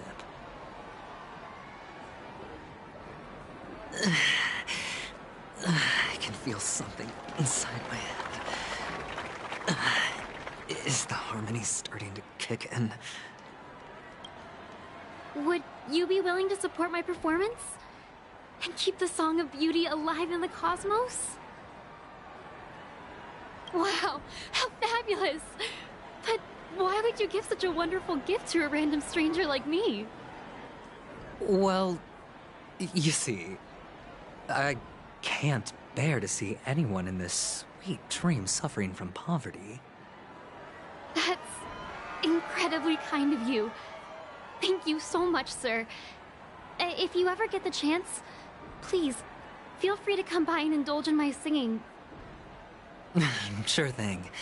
Oh, by the way, do you happen to know anything interesting about death? Death? That's a pretty scary topic, and it doesn't really match the mood of this sweet dream. Oh, you see, I'm a tabloid reporter collecting ghost stories in Penacony. As you know, the more chilling the stories, the more attention they get. Maybe you could help me out. Well, if you're up for some gossip, it's not about death, but there have been some rumors about a guest at the reality hotel who fell into a deep sleep and didn't wake up. It was like they were in some sort of coma. Nobody knows what caused it, but luckily the customer eventually regained consciousness. Well, all customers are under the protection of the family, after all. Thank you. This will make for a very juicy headline. May Shibe protect us. Unexplained coma. That's actually what happens to your body if your brain dies in a dream. But unfortunately, the customer ended up waking up in the end.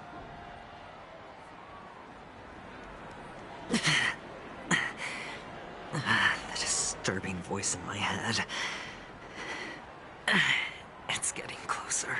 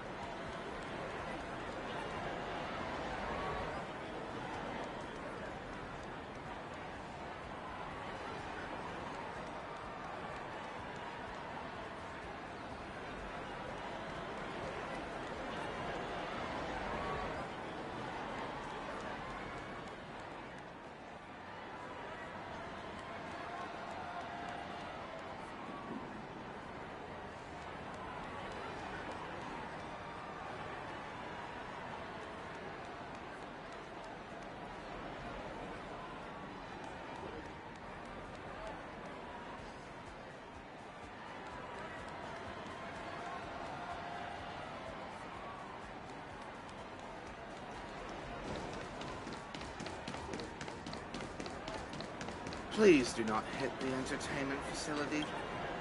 Take care, my friend. If you ever find yourself in danger, remember that the hounds are always ready to help.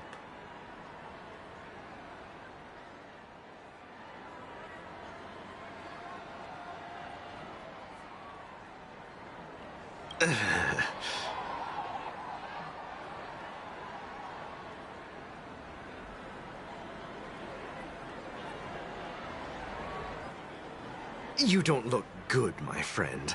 If you need assistance, I can contact the hotel and have them wake you up forcefully. That won't be necessary. I have some business to attend to. But thank you all the same. All right, then. If you ever need help, don't hesitate to reach out to us hounds. Well, actually, I do need a favor. As the most outstanding hound in Penacony, have you come across any stowaways recently? Stowaways? How could there be stowaways in Penacony? We've never had anything like that before. All right.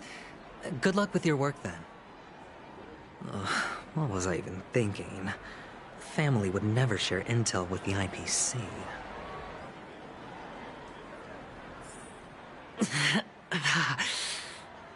Does everyone have to go through so much torment before joining the family? Darn it. Now I just want to dig out my brain and use it as evidence. A sip of liquor. A blissful reprieve. To drown 1,000 sorrows. Let worries leave. I know I have what it takes to become a poet. Oh? You're giving these gems to me? Didn't expect to meet such a generous soul in this place. Or are you just pitying me? Well, it really doesn't matter. As long as I have Soul Glad, that's enough. This is just a dream, after all. You really shouldn't drink so much Soul Glad, my friend. It's not good for your health. Oh? Maybe I really should quit. But not before meeting the Devil of Soul Glad. The Devil of Soul Glad? Care to elaborate? Yeah. It's a seahorse with a long neck. They say it loves to appear to drunk people, especially the ones who are passed out on the side of the road. How funny. Yeah. Very funny indeed. Thank you.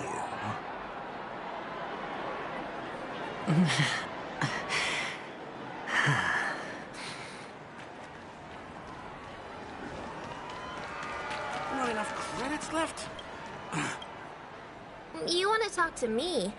Sure, but nothing too sensitive, okay? Huh. Wealthy people have fancy ways to enjoy this dream. But to be honest, I've never seen anyone who gives out money to others like you. So, are you trying to be the prince from the tale, handing out his gold leaf garment and melting his lead heart in the fire? I'm flattered. I'm no prince, and I just thought these gems would help you speak. So, as an investigative reporter, maybe you've heard something about death? Ah, another curious soul. I see. Well, that was actually the topic I was most into when I entered the industry. But my boss shut it down. How did your boss talk you out of it? Well, she simply said, covering baseless urban legends like that would make us look like some third-rate tabloid. I thought about it, and she had a point. Reporting on stuff like blowing out birthday candles and getting spooked by nightmare ghosts isn't exactly professional material. Guess she's got a point. Thank you for sharing.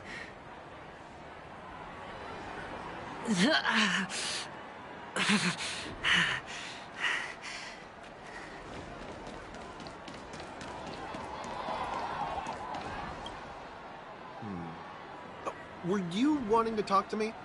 Sorry, I thought you were checking out something behind me. Is this a gift? For me? Are you sure this isn't some kind of mistake? Yes, it's for you. Just take it. Is this for real? Someone is actually giving me a gift. Not for my parents, but for me. Thank you. Thank you so much. Oh, it's not much. I just want to ask you something. I knew it. What's on your mind? Are you trying to ask about my father or my mother?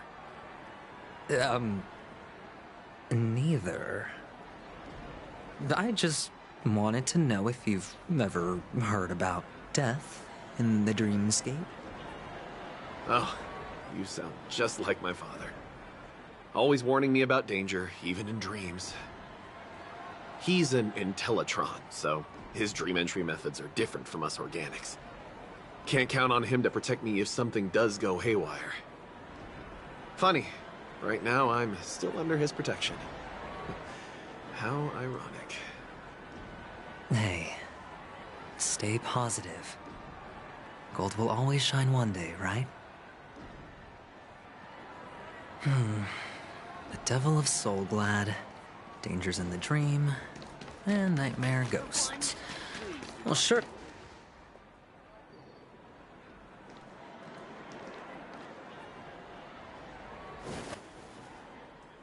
Remember what I said.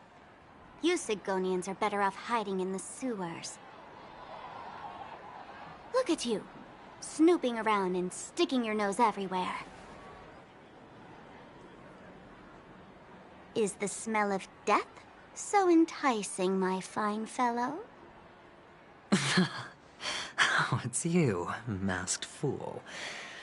I should have guessed it. You're the imposter who appeared on TV after Robin's death, right? I heard you got caught by the family. I gave you a clear clue. Befriend a mute. Simple and straightforward, you know? And what did you do? You messed it up and ended up as their prisoner.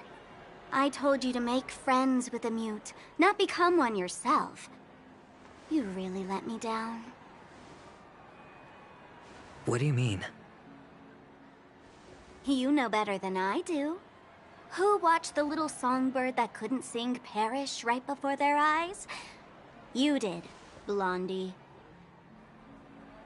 No, I mean...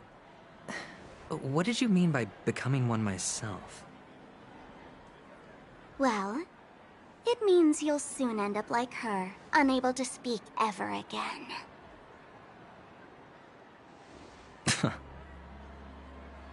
But it's a good thing if you ask me, because...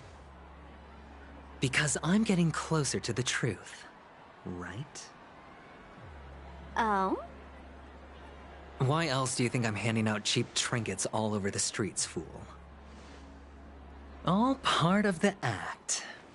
Fool's bait. The more pathetic I seem, the more likely you'll come sniffing around.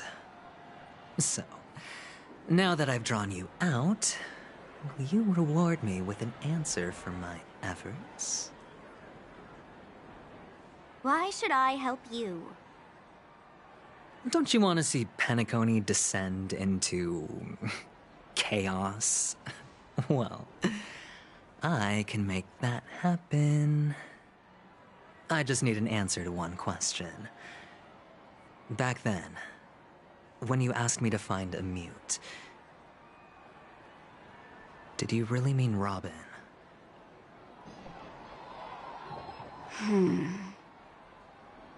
And what if I say no? Then I'll thank you. Oh, the word no has never sounded so pleasing. Well done.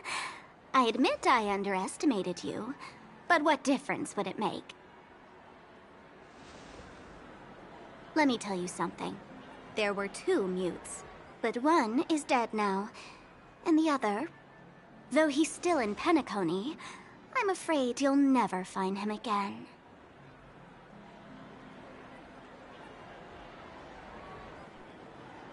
Now I'm completely sure that I was on the right track from the beginning and never strayed, fool. Right now, there are only 2 things missing from my grasp. The meaning behind the truth, and the means to expose it. How impressive.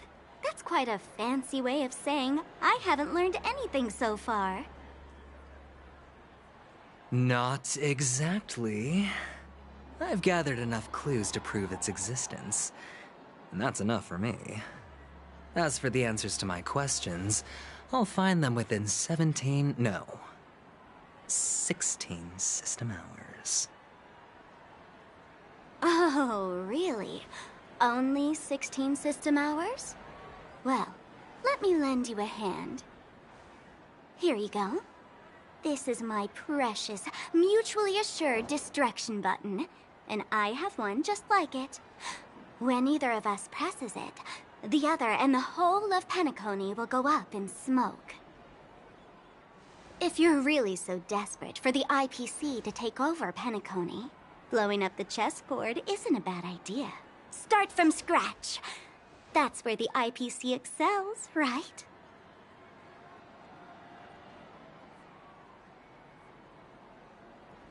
Just press the button when you're at your wit's end. And of course, feel free to reach out to me for my hospice care, too. Oh, a deadly button, huh? Well, I guess the family didn't take your threat seriously at all. Otherwise, how on earth did you manage to bring it in here? I have my own ways. That's all you need to know. Well, I'm afraid I'll have to decline your offer. Who knows if your little gadget will actually work. By the way, I have no plans to search for the other mute friend you speak of, but it's good to hear that he's still here in Penacony. I'll handle the rest myself. I'll orchestrate a grand finale for the downfall of the family. And at the climax, the walls will crumble, people will wake up, and those who couldn't speak will find their voices again. When that time comes, go ahead, press the button, light up the sky with a magnificent fireworks display for me. Catch you later, fool. You're still talking big, but sure, if that happens, I'll stay true to my word. Just don't let me down now, okay?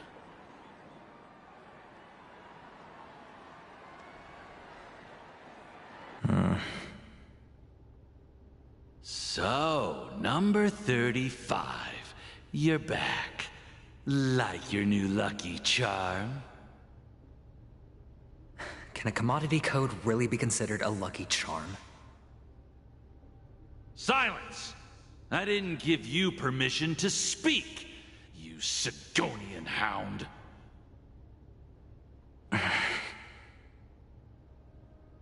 The guys in black didn't say much, so I've no idea what you did to save your skin in that massacre back in the day.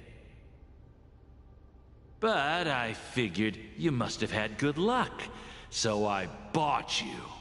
From now on, you and your good luck are my assets.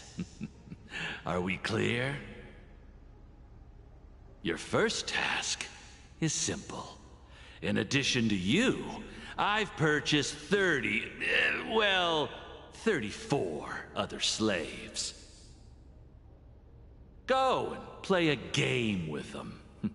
You came out alive after 2 days. It proves that you are the real deal. You're insane. Testing out if you're a good product. Aren't you worried that the money you spent on me will go to waste? I've got stacks on stacks, Blondie. The slave market is never short of self-righteous brats like you. But you look good, and that's why many customers are betting their fortunes on a scrawny brat like you. So go along now, and don't let your master down.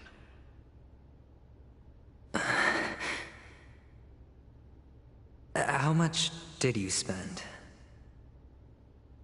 What? My price. How much did you pay for me? Huh. You really want to know? Well, it was 60 tanba. No more, no less. I'll take my chances. 30 tanba. If I come back alive, you'll give me 30 tanba. Deal?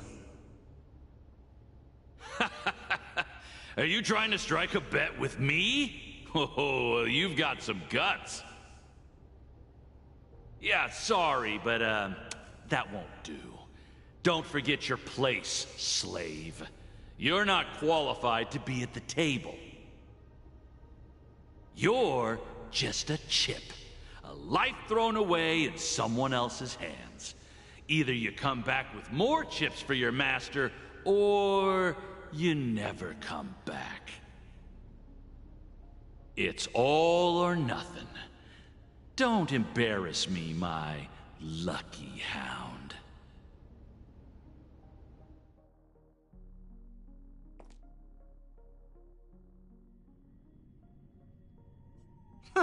What brings you here, Gallagher? Some friends from the old days. Do you have a moment to spare, Siobhan? Oh, I have the whole day to spare. Ladies and gentlemen, welcome to Dream Jolt Hostelry. This bar offers a wide variety of drinks, but we draw the line at Soul Glad. Why settle for ordinary when you can experience extraordinary? We're dedicated to serving up nothing but pure joy and laughter. What would you like to drink? I'll whip it up for you. Oh, look! A lady as cool as Serval!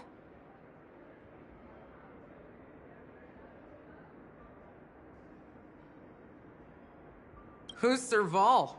Will you, introduce me to her? Huh? Oops. She's heard us.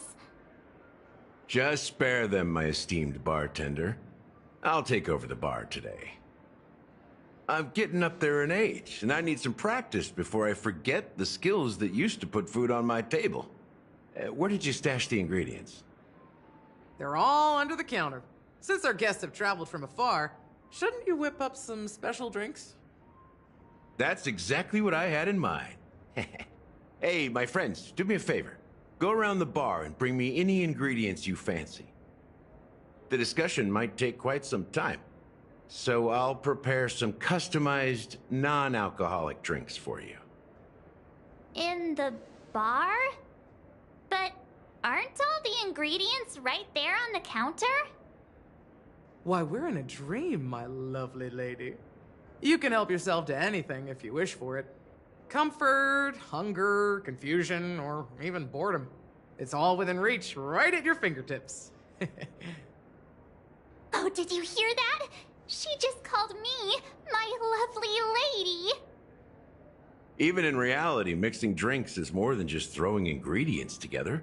A bartender needs to capture the bar's atmosphere, master technique, and spin a tale of mystery and anticipation.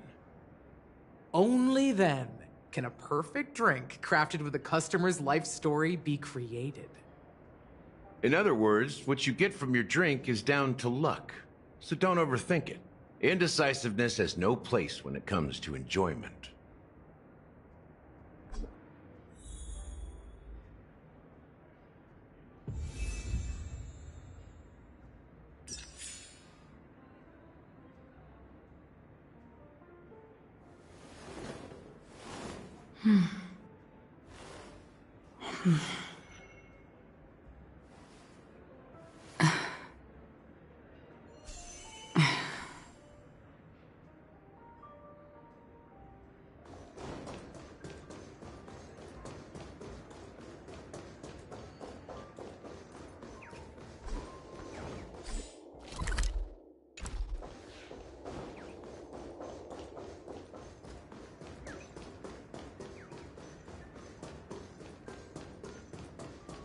That being said, mixing a drink is waste, so go ahead.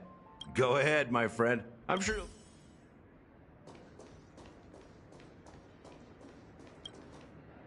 Check out this bottle. The liquid inside looks beautiful. And the label reads... Dream syrup. Thick. I don't see an expiration date. But the production date is... half an amber era ago. Ugh, drinking this stuff can't lead to anything good. That's for sure. That's true. But this really doesn't seem fresh. Did you find the bottle of syrup I've been hoarding? Don't worry, it's all just a dream and it won't upset your stomach. It's been aging for years and should have a refined taste by now. Feel free to have some. It's perfect for entertaining lovely guests like you. Then we'll keep it for now.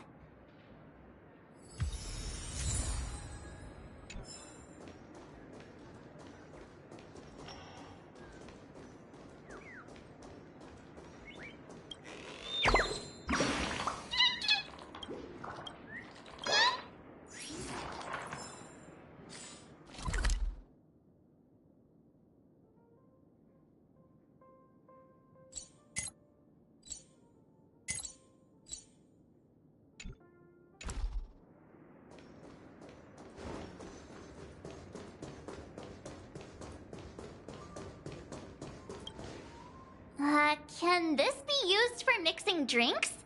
Oh, and there's a note underneath. Exchange with your precious things. Oh, what should we exchange for it? And who should we give our stuff to?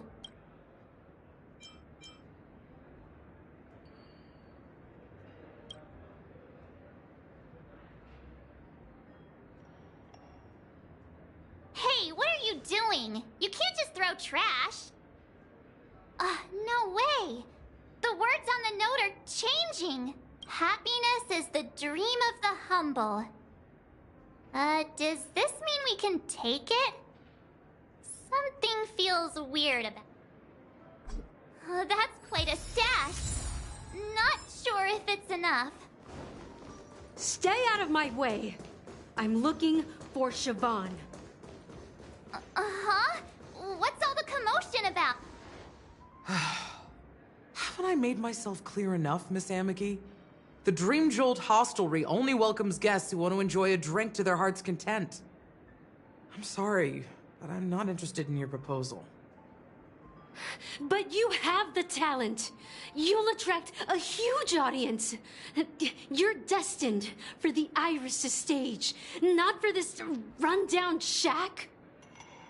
Come with me. We'll become the talk of Penacony, a shining light into every corner of the dreamscape. Please, Siobhan, I really need you. As you see, I'm entertaining my guests. Don't make me repeat myself. Fine. If you don't come along, I'll just sit here and not go anywhere else. Give me a sparkling drink. Sweet. With extra ice. Just one moment. What's her deal? We can't discuss the case with other people hanging around the bar. Hey, can you do that clockwork trick of yours again?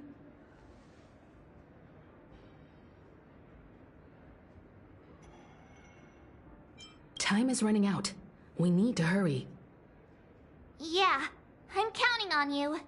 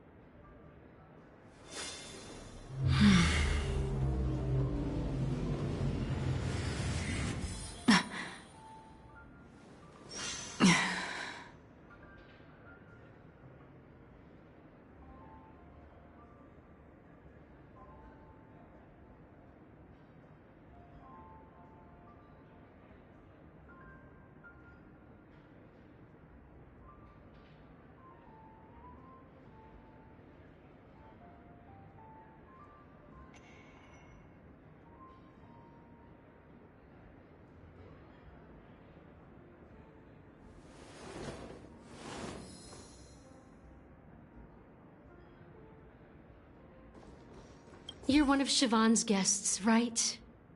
What can I do for you? If you're here to convince me to leave, please stop it. I'll never leave until she accepts my proposal. I just don't get why she won't leave this place. This rundown shack with no customers whatsoever.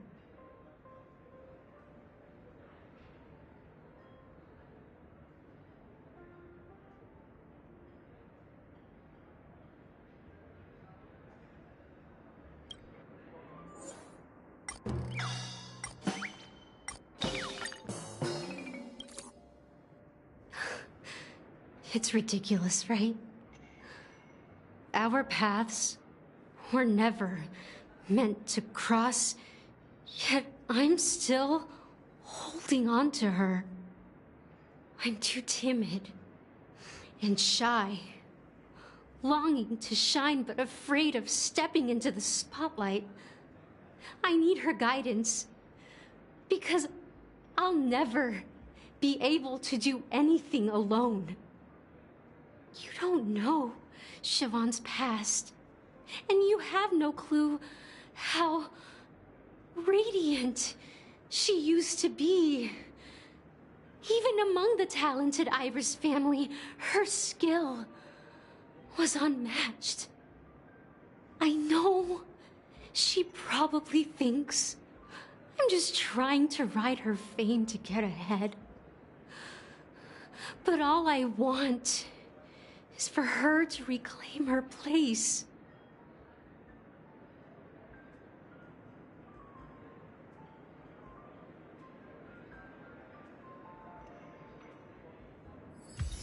She's still not leaving. Maybe I'll... I just don't get why she...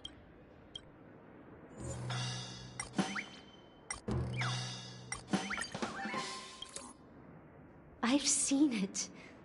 The moment when Siobhan and I share the stage, the crowd is going wild, applause crashing like waves, the aroma of irises fills the air, a beautiful melody playing, ribbons dancing around us, and the taste is sweeter than honey. I've seen that scene countless times in my dreams, and every time it mesmerizes me.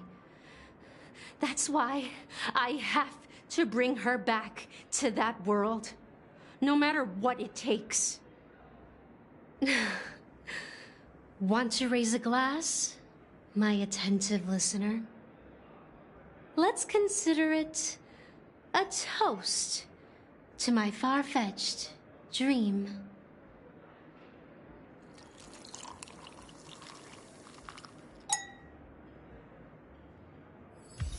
She's still not leaving. I just don't get...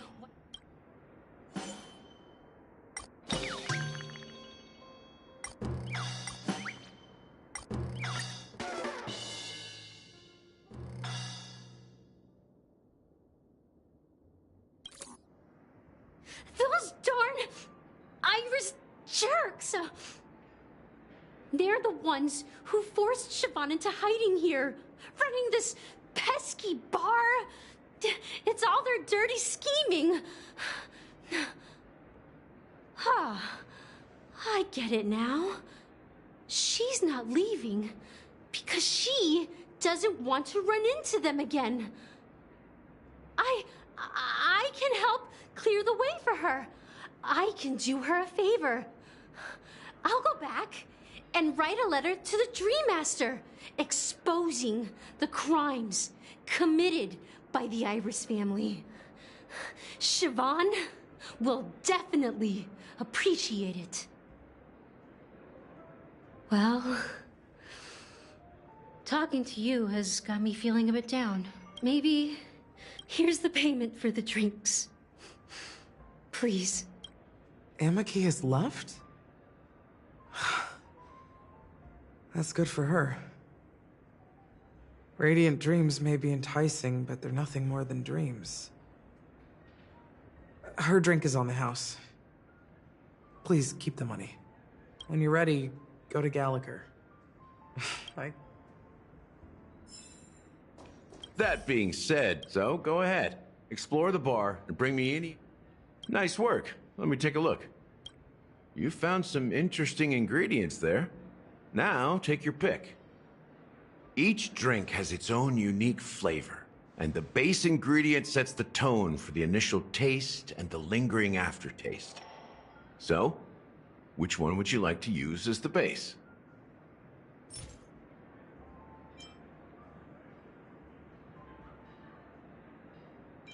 The original formula is said to be Nunu's favorite drink. It's sour and bitter, and the bubbles burst in your throat like swallowing rusty chains, evoking thoughts of dungeons and prisons. Now that you've chosen the base, it's time to pick the adjunct, the ingredient that'll create a marvelous chemical reaction with the base.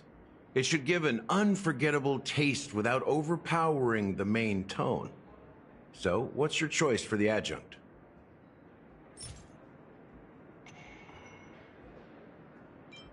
Bright future. A taste that's been a long time coming. I'll never forget the flavor that danced on my tongue as Mikhail whisked me through the dreamscape wilderness. Those were haunting times. Too beautiful to be real. Mikhail. Almost there. Let's pick a decoration. Which style do you prefer? Anything you need, I've got it.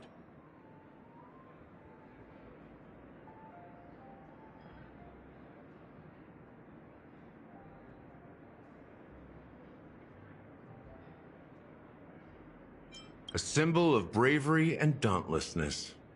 May you break free from your shackles just like he did. Well, it's done. Here's to you, the Nameless, with this glass of a ticket to the boneyard. To the dead and the dying. Well done, Gallagher. You're not over the hill yet. So, are you satisfied? Oh, the flavors. They're way more sophisticated than Soulglad. The richness and layers of these flavors are a masterpiece, especially with the adjuncts. I can taste the spicy and sour notes with a hint of sweetness. I'm not entirely sure what it all means.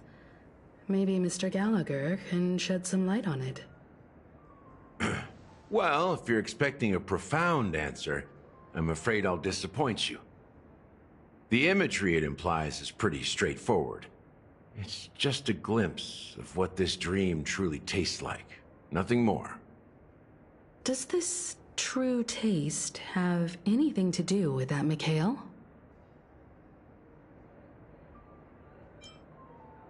Yeah, that name does sound familiar. When you got knocked out by that masked fool girl, I think I heard someone calling that name. Do you remember? I was right about you. You guys seem to know quite a bit. And now there's no reason to hide anything from you anymore. let's dig deeper into the case. And of course, I'll tell you a story about Mikhail. All right, let's start with what we know based on the clues the family has. It seems that Firefly isn't a local or an invited guest. In other words, she's a stowaway. She managed to fool me at first. My age must be getting the best of me. But here on the planet of festivities, stowaways are a common sight. You're bound to run into one sooner or later. After the incident, the hounds wasted no time searching for that girl in both the dreamscape and reality.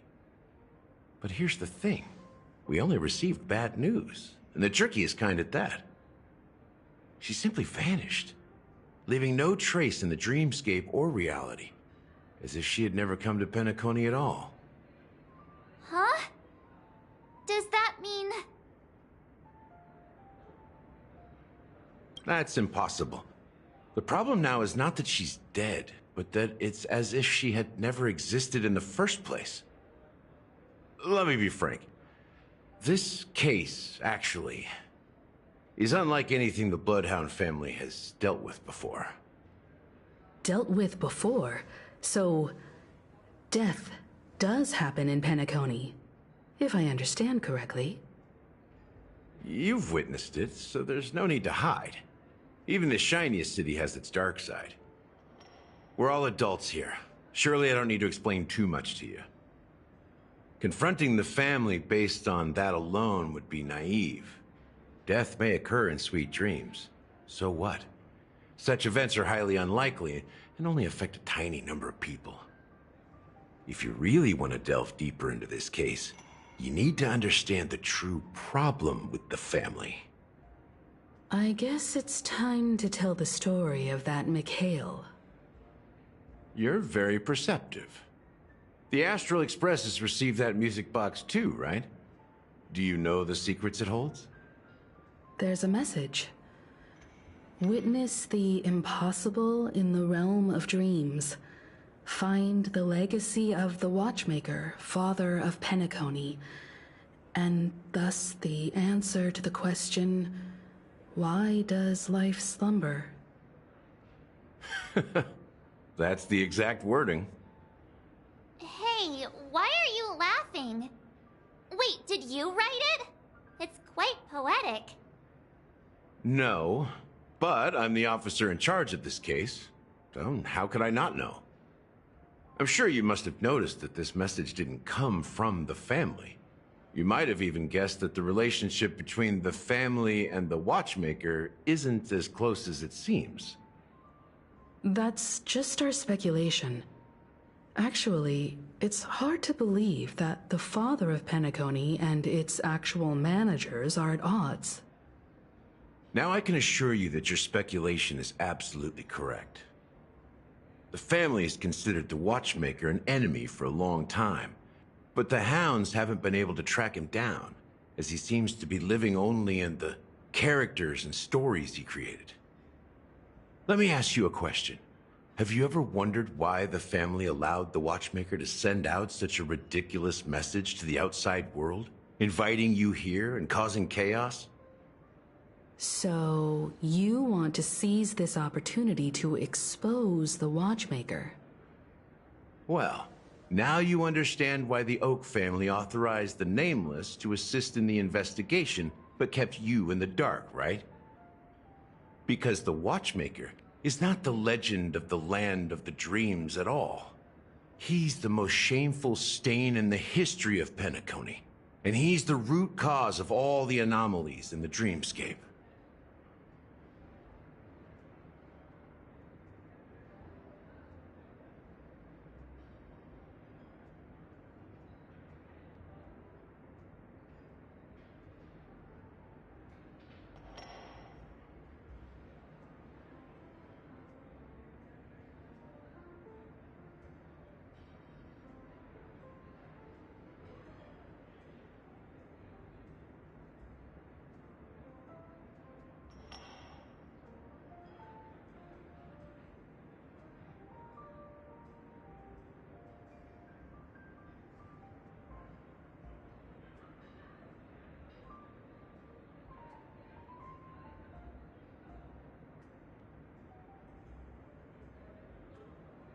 You don't get it? Well, I mean, Mikhail, the betrayer of the family, he's the watchmaker.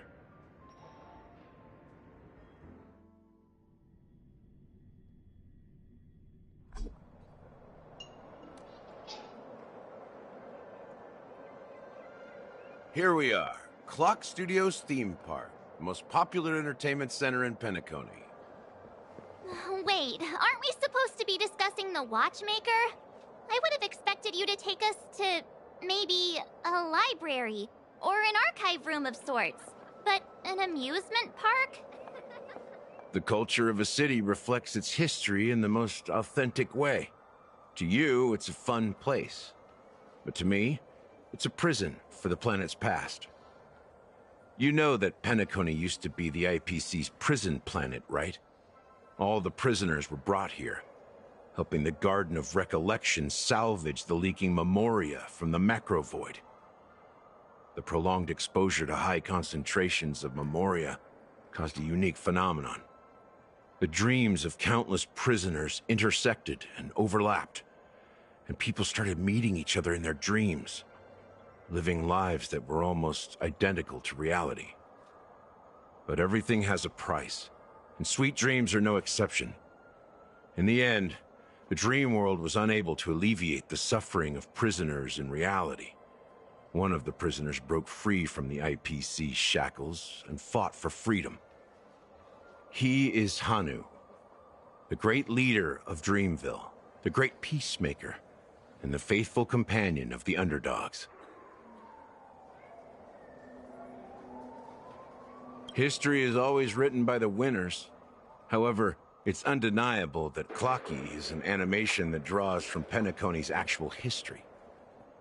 These characters not only exist in Dreamville, but also in the distant past. Once you realize this, you'll understand why we're here. There are so many members of the Bloodhound family around here. They just received a lockdown order, supposedly from Sunday himself. Who knows what it's for? My friend, have we met before?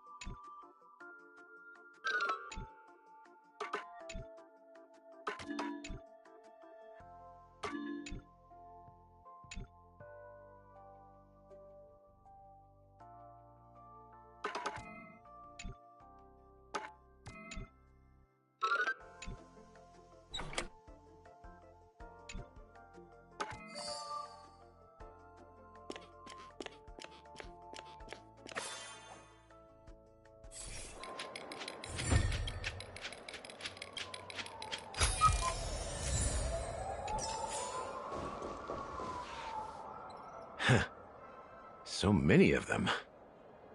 I've I've never seen anything like this, even when they're tracking down suspects. We don't need to go in. We don't want to draw any unwanted attention inside. We can just talk here. Let's find a quiet spot and continue our conversation. View here is great, right? We can see everything from here, including Clocky. If all the characters in the animation are based on characters in reality, then Clocky's counterpart is definitely the Watchmaker. In the animation, he's Hanu's partner and one of the founders of Dreamville. Does that mean the Watchmaker was personally involved in that war and sided with Asdana? It was a monumental war for freedom. Hanunu fought alongside a motley crew of masked fools, nameless, history fictionologists, mourning actors, omen vanguards, even visitors from beyond the sky. In the end, they emerged victorious. Among them was the person who would eventually be known as the Watchmaker. But if you do the math, doesn't that mean the Watchmaker was around for several centuries? I'm not sure, but Mikhail was already the Watchmaker when I met him, so maybe he inherited the title. How old are you now, Mr. Officer? I'm 13. No way. Not even close. Hanunu freed the frontier prison, but peace still eluded him. With limited resources, threats from the outside world, and internal conflicts between major prison districts, the future of Asdana was uncertain. It wasn't until the Watchmaker approached the family with the idea of turning the prison into the planet of festivities that Penacony finally gained its name and glory. Thus, he became known as the Father of Penacony. But didn't you say the Watchmaker betrayed the family? And you said you were his companion, so that means you... No, I'm not his companion, but rather one of his many children. But I am indeed a traitor.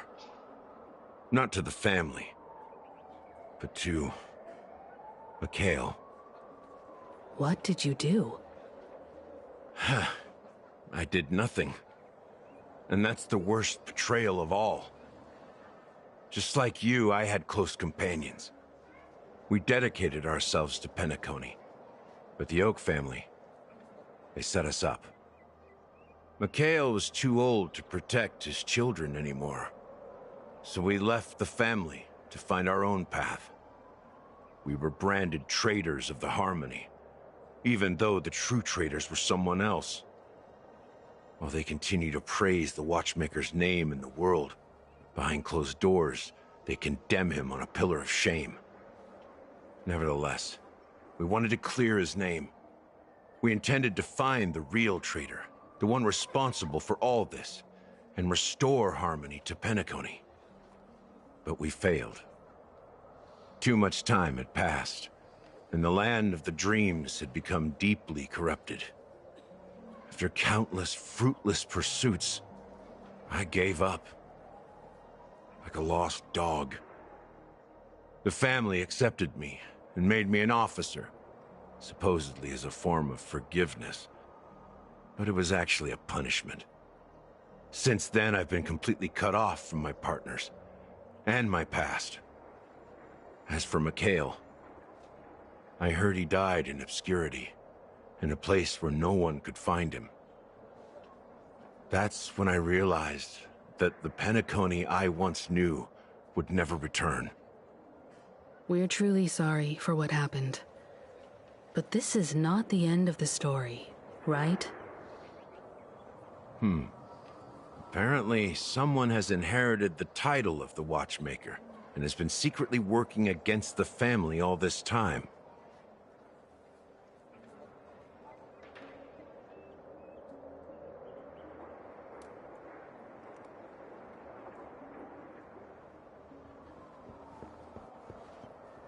Unfortunately, after all these years, I have no idea who that person is, or if they're even real.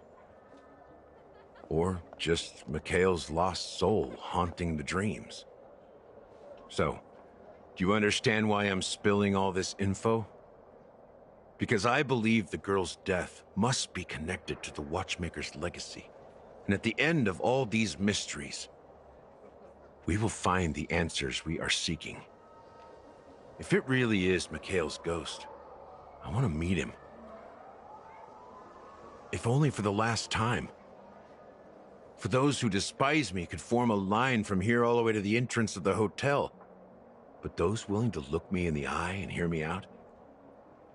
Let's just say, there won't be many. I've told you all I know is a sign of gratitude. Thank you for listening to this old dog.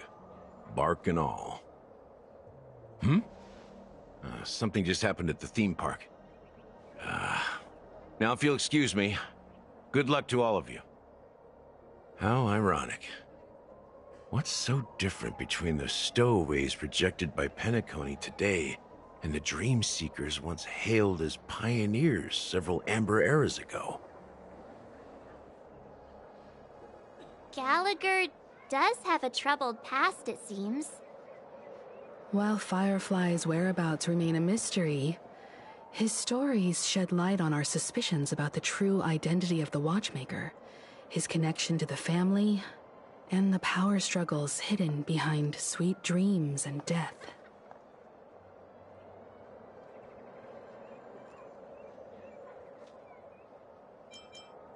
Exactly.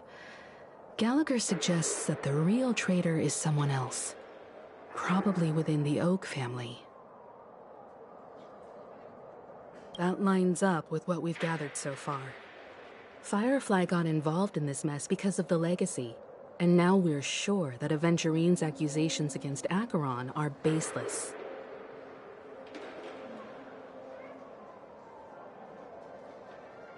You're really into Clocky, huh? He's just a fictional character, not a real person. Speaking of which, that Clocky who only reveals himself to you is quite intriguing. It's a shame we've never met him since then. Now that we've confirmed a lot of our suspicions, let's take a moment to think about the clues we have. Send a message to Welt and see how things are going on his end.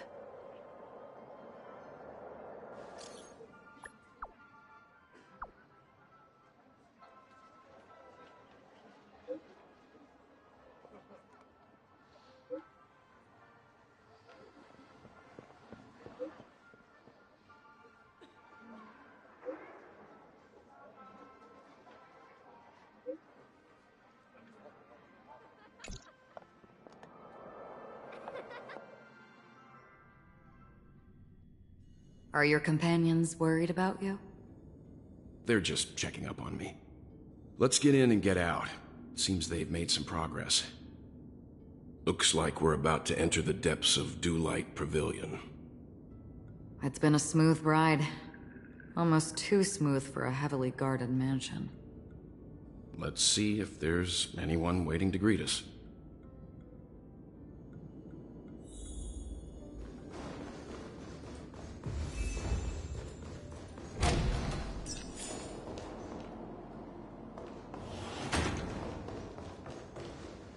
Something feels off. A grand mansion like this and not a butler or servant in sight. Could it be due to the disruption caused by the emergency? Well, this door is open. Looks like we'll have to investigate ourselves. Let's proceed with caution. Just one moment.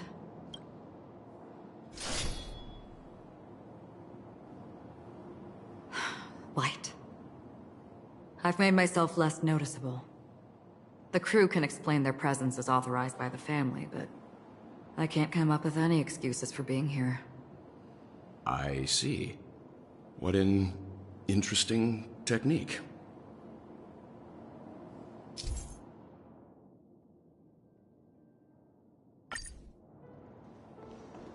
Stream forth the gleam of old blades.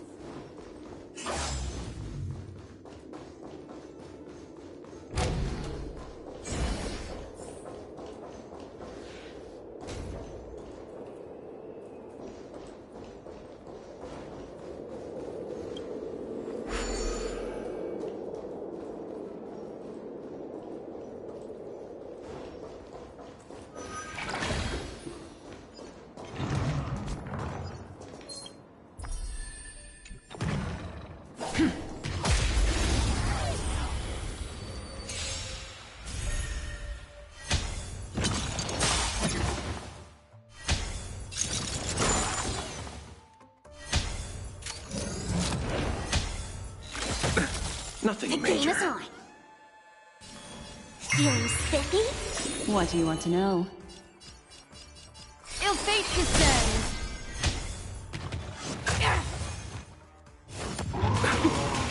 You chose the wrong enemy.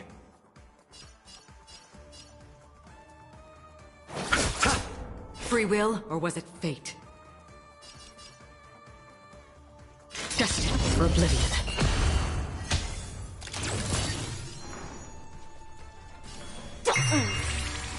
Another journey begins. On the still water of oblivion. Let's play. Can you find the answer? Familiar. Receive divinity. Destiny's hand Eternal has truly sleep is blessed not me. the other. Dead return!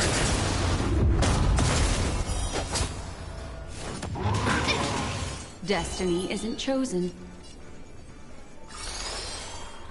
Ill tidings manifest. Mind your manners.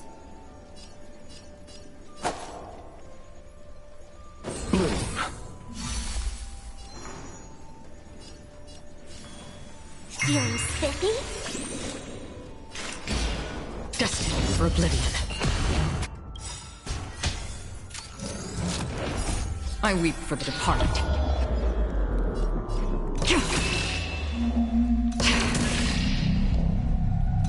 It too shall fall. Destiny is apparent.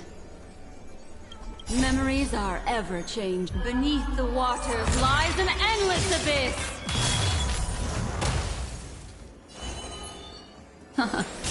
I'll see you off.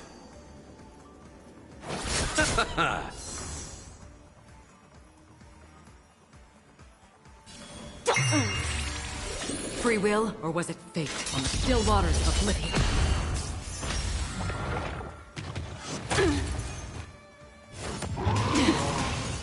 Receive divinity. Don't worry, it's just a scrape. Eternal sleep is the dead return!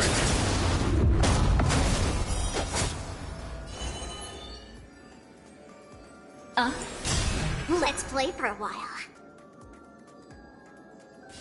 Feeling spiffy? Another journey begins. Let's play. Can you find the answer? Destined for oblivion. You chose the wrong enemy.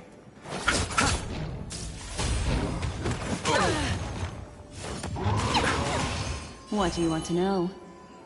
Ill fate descends. I'll go easy this time. Free will, or was it fate? On the still waters of oblivion. I weep for the departed. It too shall fall. Memories are ever. Beneath the waters lies an endless abyss. I'll see you off.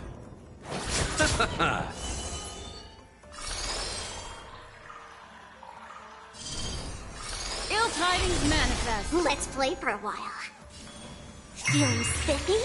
Another journey begins. Destiny is apparent. I'll go. Eternal sleep is the dead return!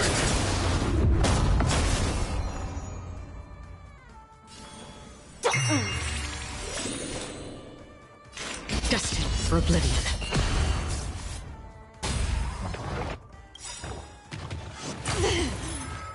Let's play hide and seek. Can you find the answer?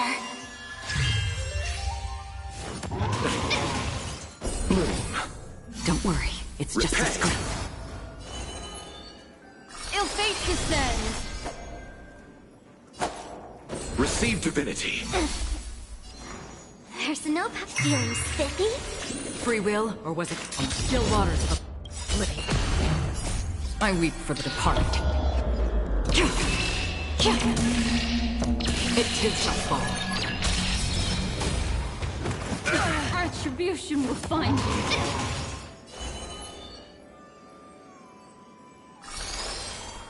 Ill tidings manifest. I'll go easy this time.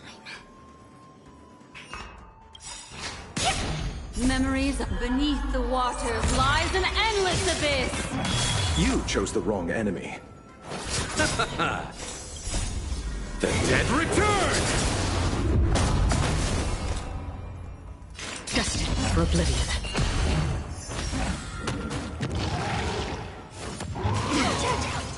Bloom. Don't worry, it's just a scrape. Ill fate descends. Let's play through. Let's settle this. Let's play. Can you find the answer?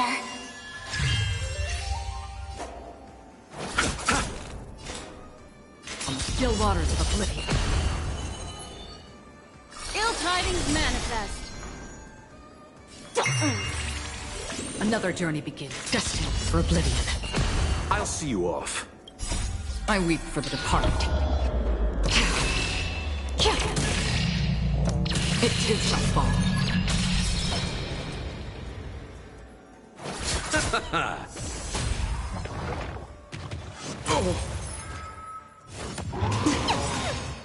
Eternal sleep is not the dead return!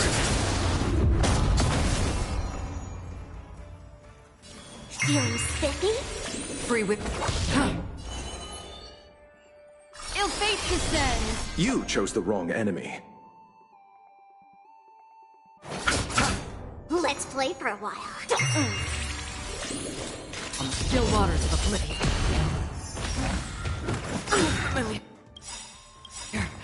Receive divinity. Repay.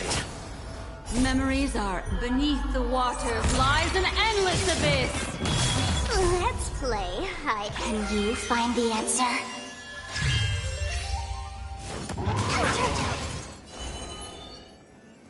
Ill tidings manifest. I'll go easy this time. Feeling spiffy? Another journey destined for oblivion. I'll see you off.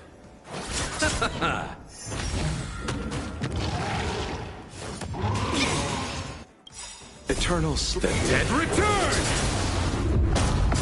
Destiny isn't chosen. Ill fate descends. Free will, or was it fate? On the still waters of oblivion. Let's settle this. I weep for the departed. It too shall fall.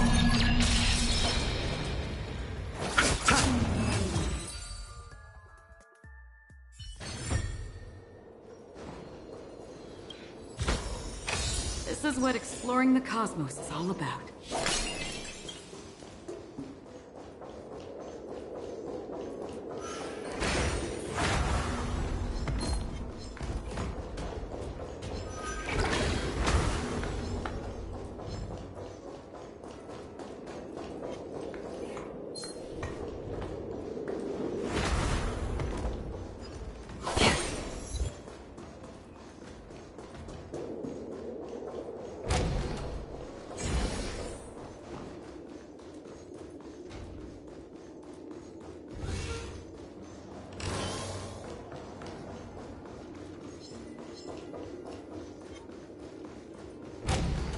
The model in the sand pit is the golden hour, isn't it?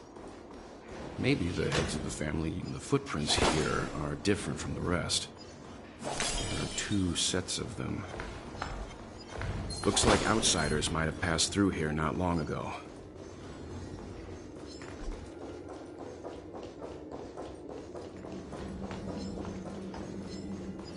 Well, there aren't any people in this mansion.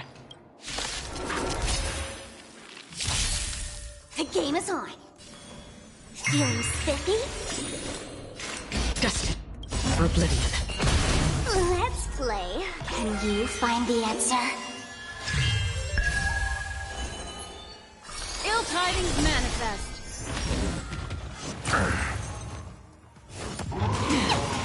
You chose the wrong enemy. Receive divinity. Don't worry, it's just a scrape. Memories are ever beneath the water lies an endless abyss.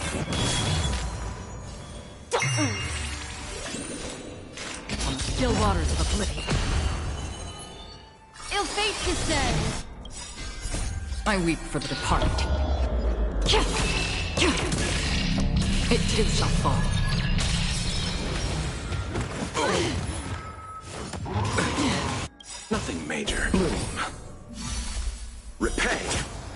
Eternal sleep. The dead return!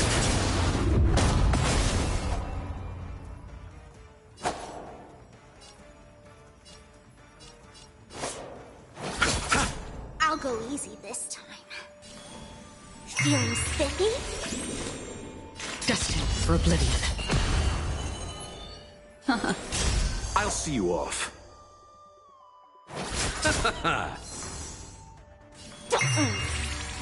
Another journey begins on the still waters of oblivion.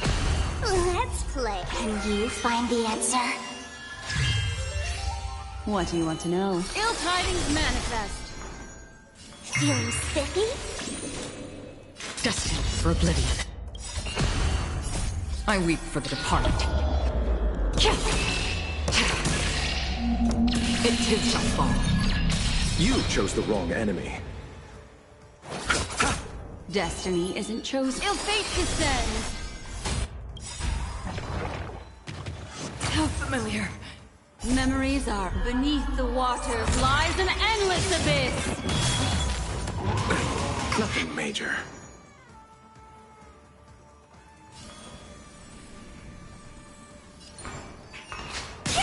Free will, or was it fate?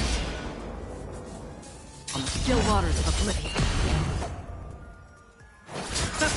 What do you want to know? The dead return!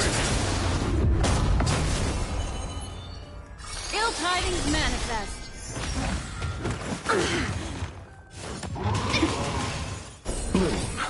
Don't worry, it's just a screen.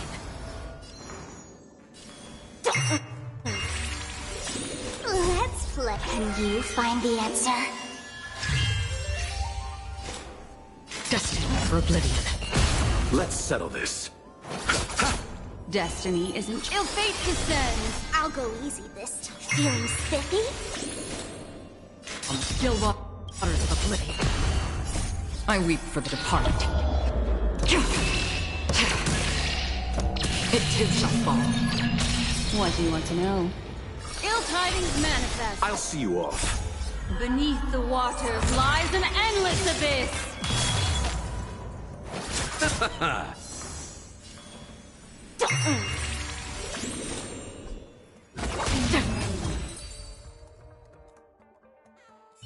Look, it dropped something.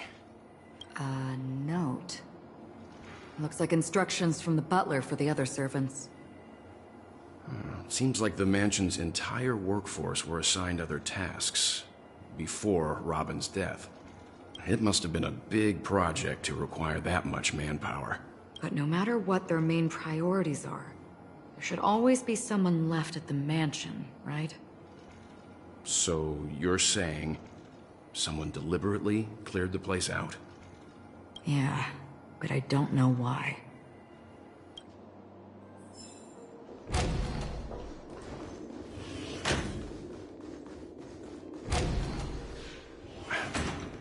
No one here either. Since no one's around to entertain us, let's make ourselves at home. Stay close to me so that my white can cover you too.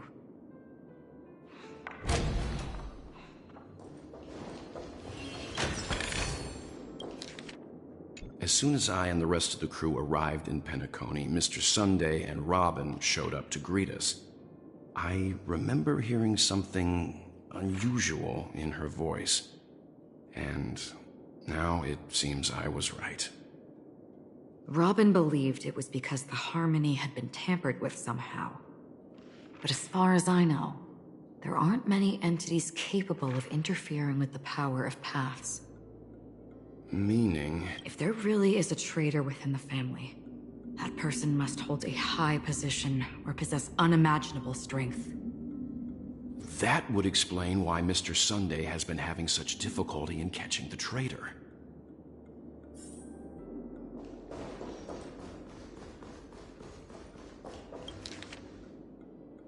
The information about Robin, Firefly, and the other victims, I don't see any commonalities among them. Looks like the rumors were right. Death does seem to be targeting random victims. And based on Sunday's notes, he's no stranger to death. He's just surprised that it has resurfaced.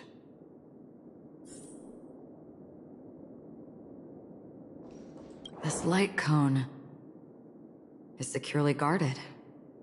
It must hold some important memories. According to Robin's interview, despite having performed on so many grand stages, her favorite performance was a pretend show she put on with her brother when they were just kids. I wonder how their relationship is now. Growing up brings gains, but also losses. Yeah, time has a way of smoothing things out. The beautiful dreams of youth will eventually fade away.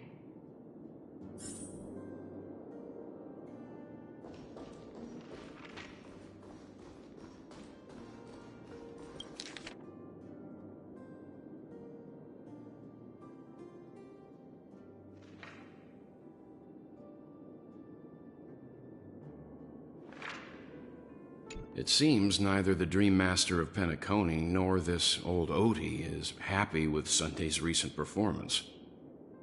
They don't seem to care much about death. Instead, they're more concerned about the Charmony Festival and the Watchmaker.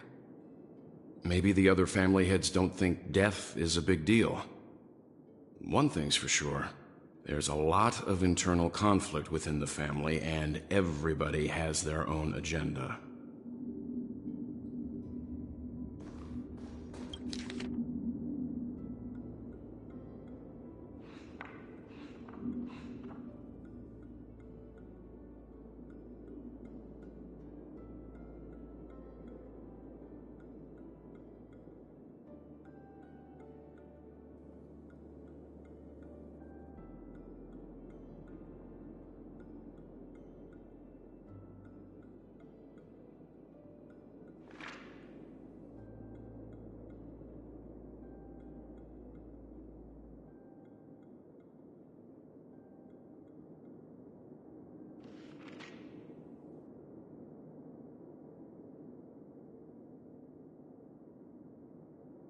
Mr. Sunday has done some serious research on his suspects. This traitor must have been causing trouble for the family for a long time. They all seem to be insiders, but I haven't met any of them. Huh? Wait, these characteristics... What is it? No, nothing. Maybe I'm just overthinking things. However, if this traitor really exists, could they be responsible for Firefly and Robin's deaths? Perhaps that's why Sunday is taking this matter so seriously. That's all for now. Nothing more noteworthy. Before coming here, I had all sorts of scenarios in my head about dealing with the family. I did not expect an empty mansion. Watch out. Someone's approaching. I don't think trespassing on forbidden areas is the way to be a guest, Mr. Yang. And... Acheron? The Galaxy Ranger? Our apologies, Mr. Sunday. Nobody came to greet us, so we entered without permission. I hope you can forgive us. But even if there's no one to greet you, you should wait for the host. Don't you agree? Even without the famous Galaxy Ranger. As far as I know, the crew has officially accepted the family's commission, so coming here will be unnecessary for you. On the contrary, that's exactly why we're here, to ask you about the case and gather more information. We don't want any loose ends. Well, since you've come with goodwill, I have no reason to show you the door. Rest assured, he hasn't figured out that we went through those documents. While the truth remains a mystery, I'm getting close to it. I assure you that the traitor will soon pay the price. Let's hope justice will prevail soon. I have a question for you, if you don't mind. How did the family come to the conclusion that the murderer was within the family? With all due respect, it's in the IPC's interest to wreak havoc before the Charmony Festival, and the family has every reason to suspect the IPC's involvement. Well, other family heads share the same suspicions as you, but in my opinion, The true murderer would never have drawn as much attention as that ambassador did. Not to mention, I personally shackled him a while ago. However, I'll give you a suggestion regarding your suspicions, Mr. Yang. You should be more cautious of Aventurine. While the wicked can't break through high walls, they can plunge their evil dagger into the heart of the righteous. He's a businessman, not some philanthropist. But right now, he's out there handing out his wealth on the streets. And he went to the Clock Studios theme park all by himself. Who knows what kind of scheme he's cooking up? While the family is dedicated to keeping our guests safe, it might be wise for you to stay alert. You never know what unexpected troubles could arise.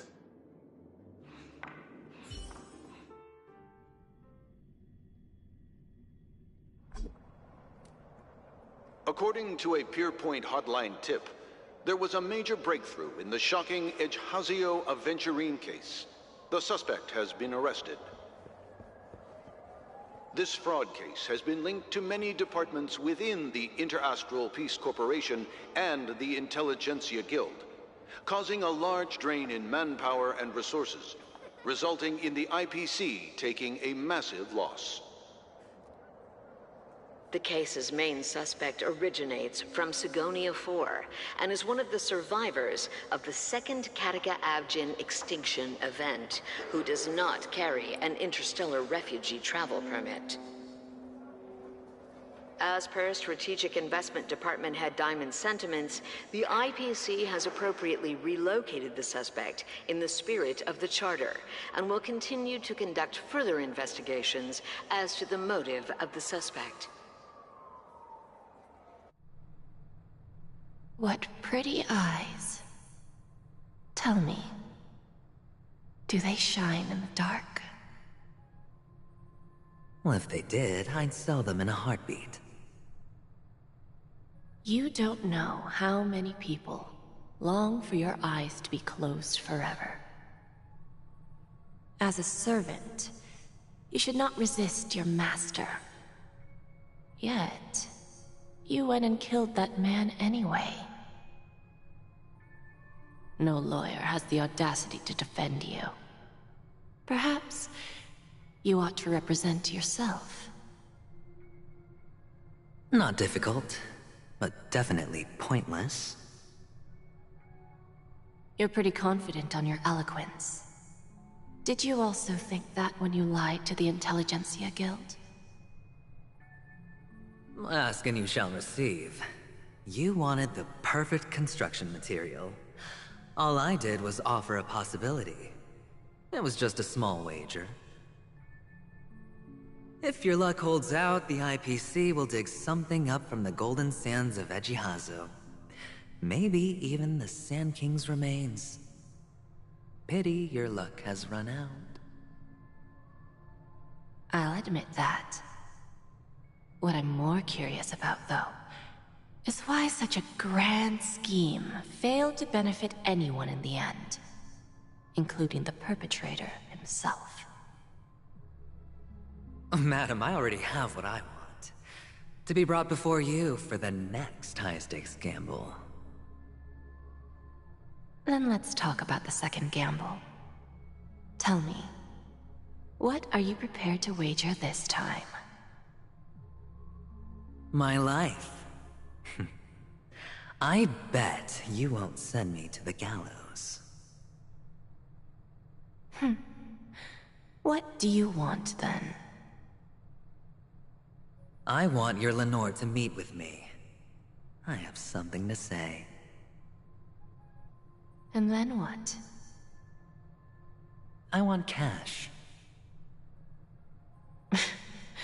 It can't be that simple, can it? It is that simple. 30 tanbas. The remainder of my market value. 30 tanbas. No more, no less. With this money, I'll climb to even greater heights than you. Grasp even more riches than you. I wager you won't give me this chance. Which is why you should call him here. Interesting. A pity Diamond won't see you. No one gets to see him. From here on out, I am Diamond's representative, and I will decide on his behalf. You're wrong. 30 Tonbas. I'll give you that. And much more than that.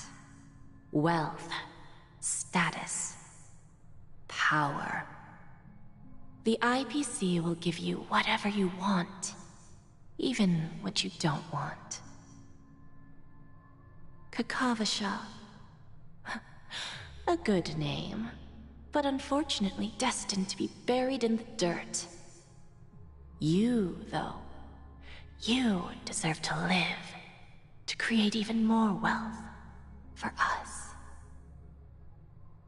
Go. Pick the clothes you like, then choose your desired identity. And then, use them well, child. May your plans never suffer failure. Life is like a long-term investment. Those who choose correctly, do the correct things, reach the correct outcomes, and show the world their value. People can't always make the right choices in their lives.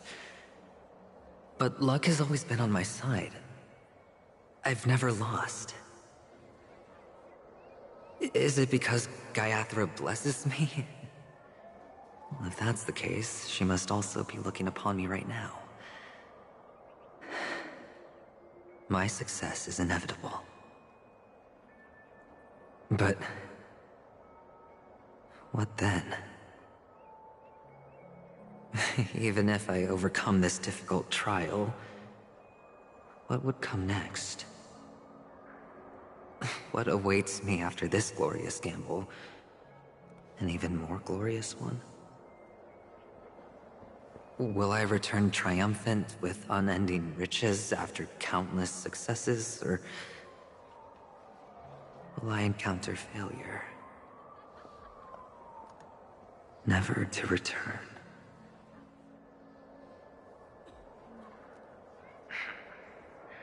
I'm pretty sure you already have some ideas. Lowly gambler.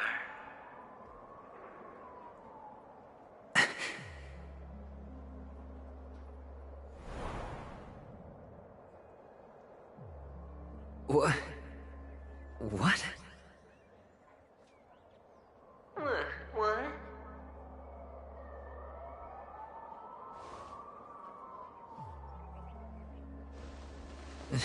Am I dreaming, or have I gone completely insane?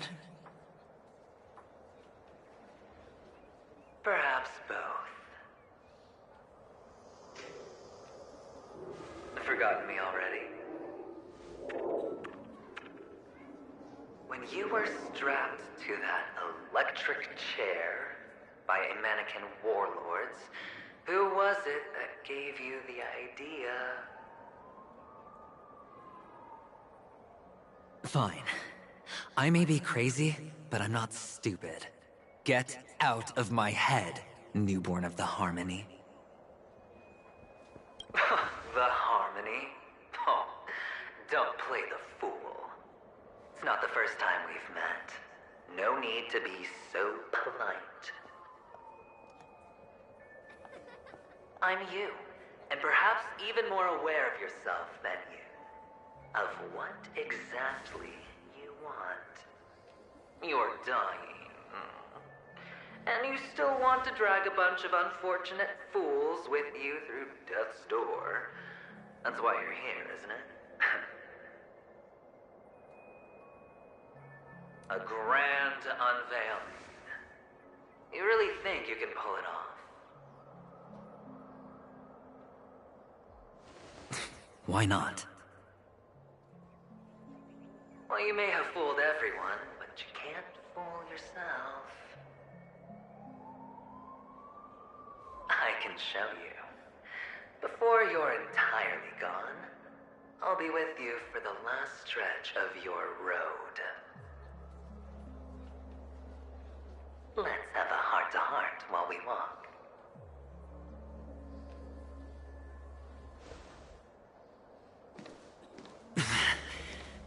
What exactly are you? Most people in this world spend their entire lives just to reach one outcome. And I am that outcome. Kakavasha, I am your future.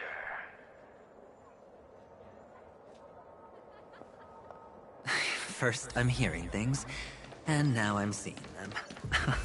Great. Am I going to be just a Pepeshi? No. A child.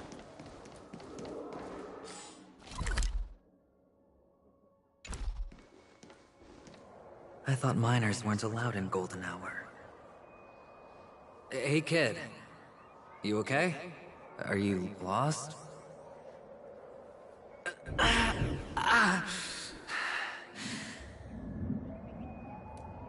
What's wrong, mister? You don't look well.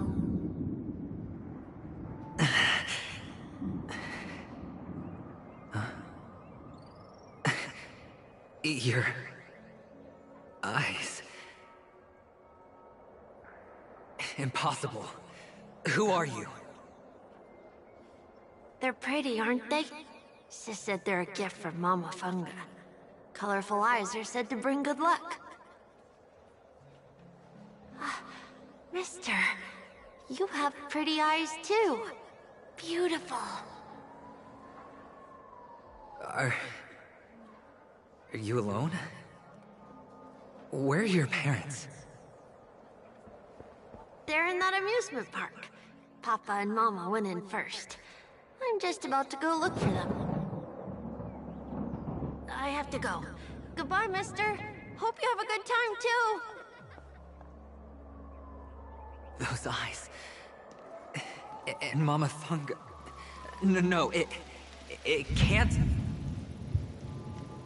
There aren't any Avgens left.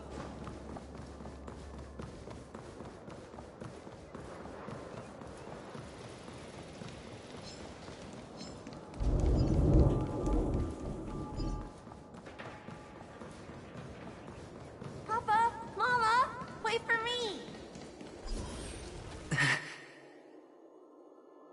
Only on Penacony, am I right? What are you still doing here? Well, you've known all along. The family truly showed leniency to everyone who came seeking help. Why would there be a need for such high walls and deep moats? However, people don't see it like that. Especially since the flavor of the dream syrup is so alluring. You will receive no charity on Penacony. And relying on your own strength alone to topple high walls? Not a likely fate. Which is why, once you step into the hotel, you remove your high hat and beg everyone you come across for help. Like a hyena scavenging for scraps in the desert. Well, when you put it like that, even Ratio's a teeny peacock analogy sounds pleasant. Well, you know how rare it is for me to give you the straight dope, so listen while you can. It's good timing that you mentioned the doctor. I'm especially fond of what you and he have in common. The conspiracies, calculations.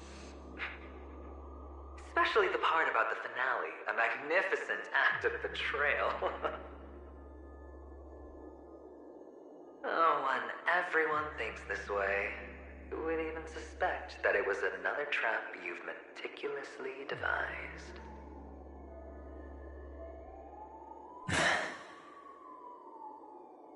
Go on. Tell me I'm right. You know who you really are, Mr. Cavalier Gambler. Uptight, overcautious, massive inferiority complex. You've won so much, and you're still so afraid of losing. They only see your big bets, your bravado, the full house, the straight blush. They don't know the other hand is below the table, clutching your chips for dear life. It's a heck of an act. No wonder the tavern sent you an invite. You're a natural kid. You don't stop at fooling the audience, you fool yourself too. Well, the best way to prevent others from seeing your true colors is first being able to fool yourself. Of course. I know you all too well. But it's strange. Why did you decline that invitation? You had the chance to embrace elation. Was that not what you most wanted? But you chose the IPC instead. For the preservation? I doubt it. Do you even have anything in common with the preservation? Oh, I thought you knew. Didn't you say you had me pegged? We're done. Either stop talking or disappear from my sight. That's fine. But who exactly is about to disappear here? Well, it's not going to be me, anyway.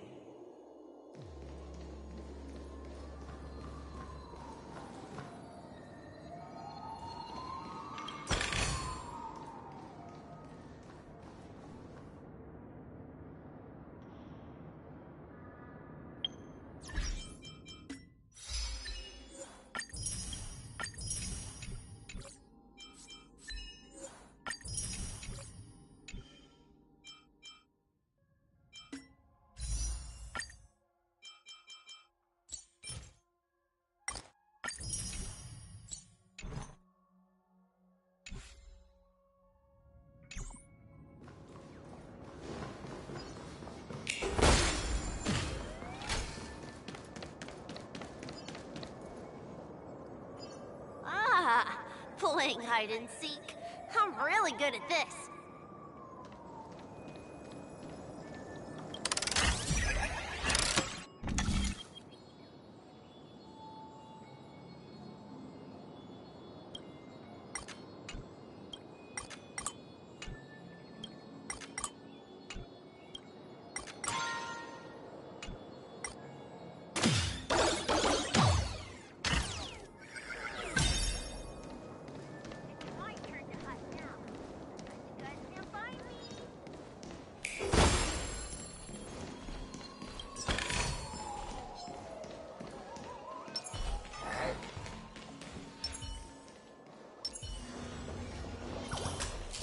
Stream forth the gleam of old blades.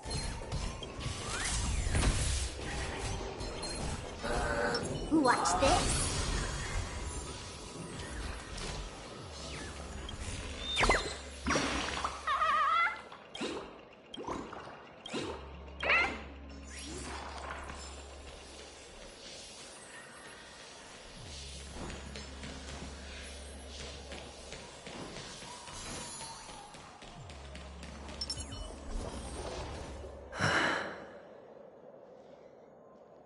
Hide and seek. What sweet childhood memories. When Mama said goodbye that day, how many catechins were like jackals hot on your heels? I know you won't forget that sound anytime soon. Those shrill cackles. You had to hide right under the noses of those savages. You and Big Sis, playing dead, drifting in all that bloody water. Completely ruined that shirt. Shame. Wasn't that the last one Dad left behind? It wasn't ruined. I've always kept it. Come on. It's a rag. It's not like you can ever wear it. Now you don't have to hide. You probably won't even deign to get your pretty outfit wet in the rain. Well, your social capital has changed after all. I've never changed. On the contrary, now you're the one who does the hunting. The last round of hide and seek, and you get to be it. You should enjoy it.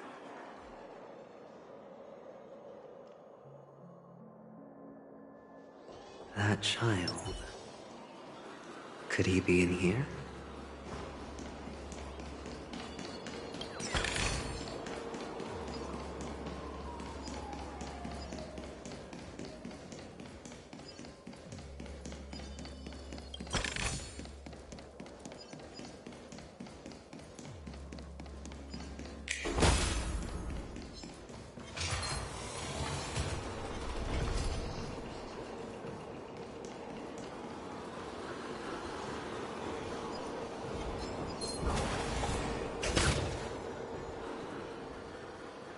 Is this... a topaz?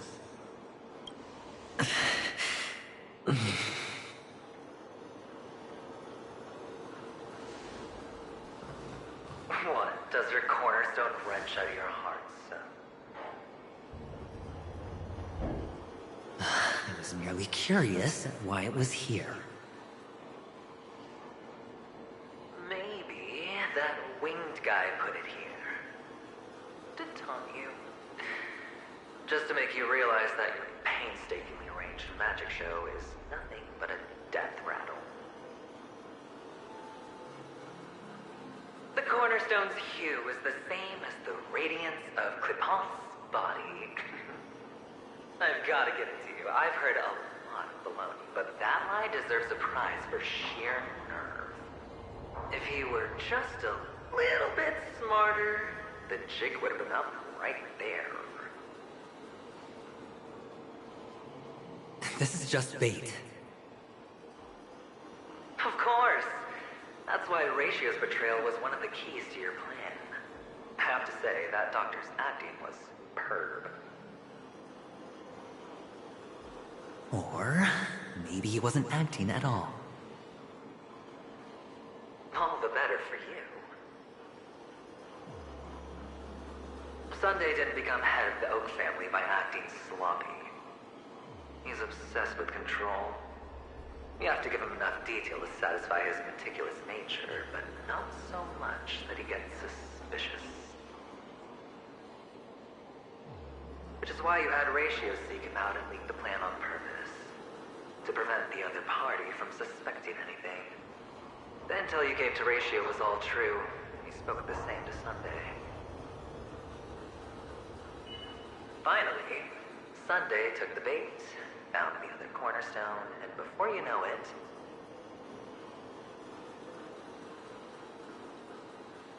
everyone's distracted enough for you to steal the third stone right out from under them. Why don't you stop rummaging through my mind? Your mind. It's our mind. You're me, and I'm you. We're the same.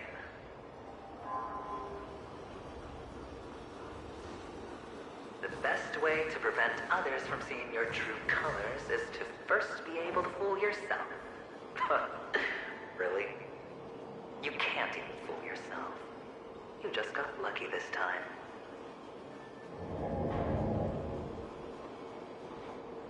This is the other cornerstone in Sunday's hands. Rather beautiful green.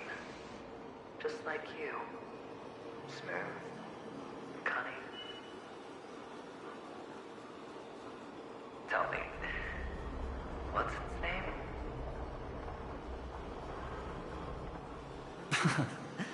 Why are you even asking me? Must I do all the work? Aventurine is the stone of luck and trickery. That's what she said when you received the stone, wasn't it? This type of stone isn't rare, but its hue is very similar to a certain gem. In fact, it's often used as a substitute. And that more precious gem is...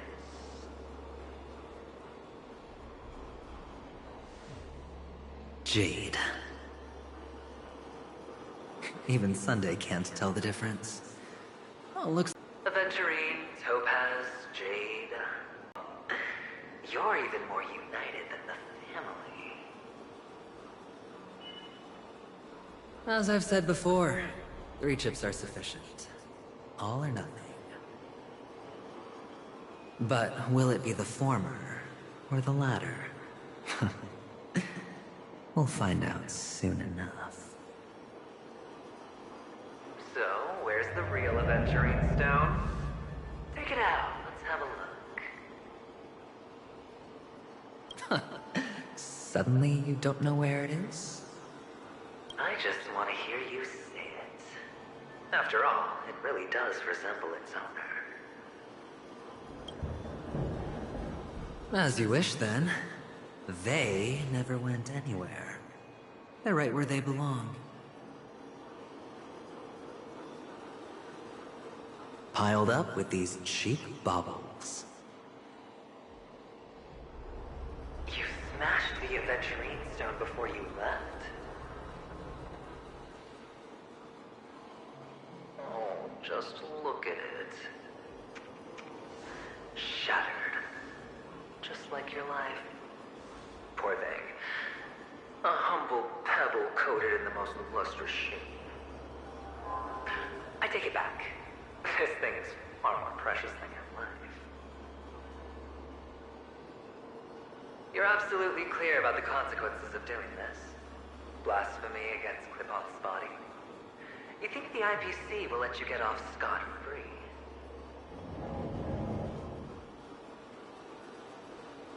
Well, Diamond has always been all about results. As long as I could create value far beyond the cost, the ends justify the means. How else would the family be fooled if there was no price to pay? It doesn't matter. Even smashed to smithereens, the preservation's cornerstone can still be used. Its effect may be greatly diminished, but it's enough for me. Now I'm really curious. Why does every step you take involve reckless risks, and the choices you prepare for yourself always come with a strong impulse for self-destruction? Do you truly believe that the greater the risk, the greater the rewards? I wouldn't have guessed you'd be so loyal to the IPC. There is so much you don't see. Which is also why you'll never see how I'll win it all. That is, if you can do what it takes. We'll just have to wait and see then. The cornerstone is gone. Another illusion of the harmony. Huh?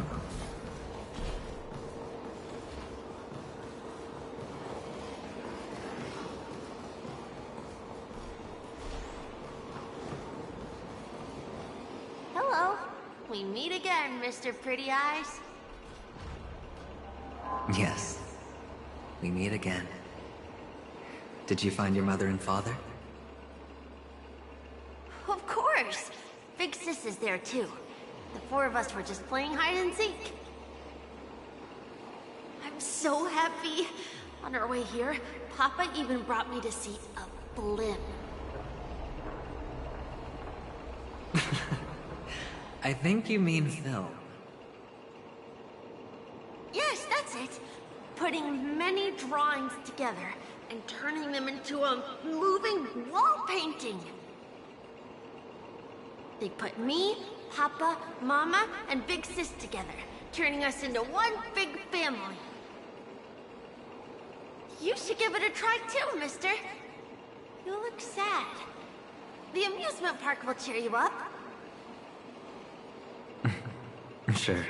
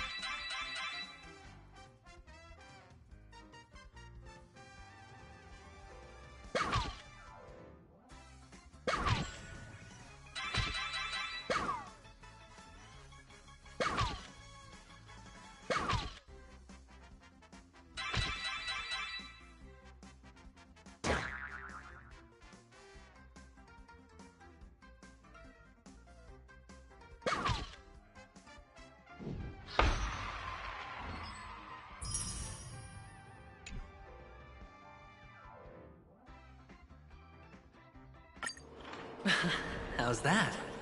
Not a bad score, eh? Boring.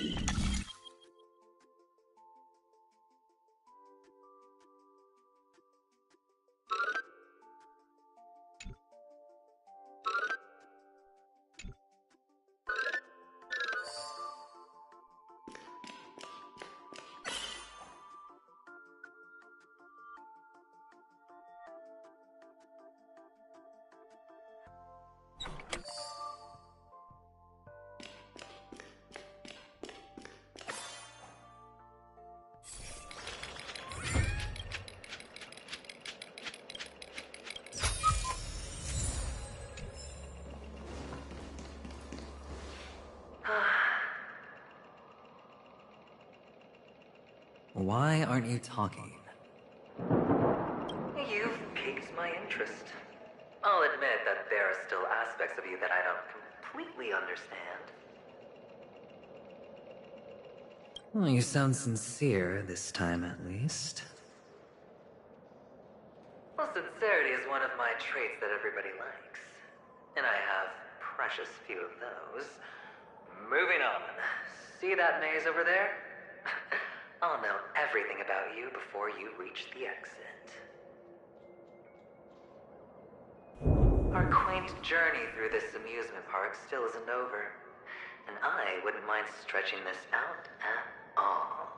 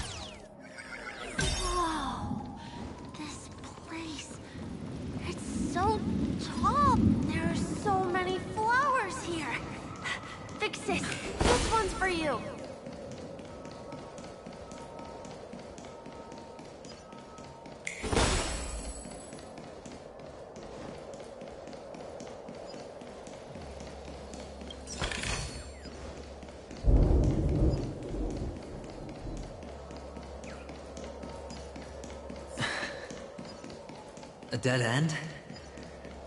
Oh, is this the wrong one?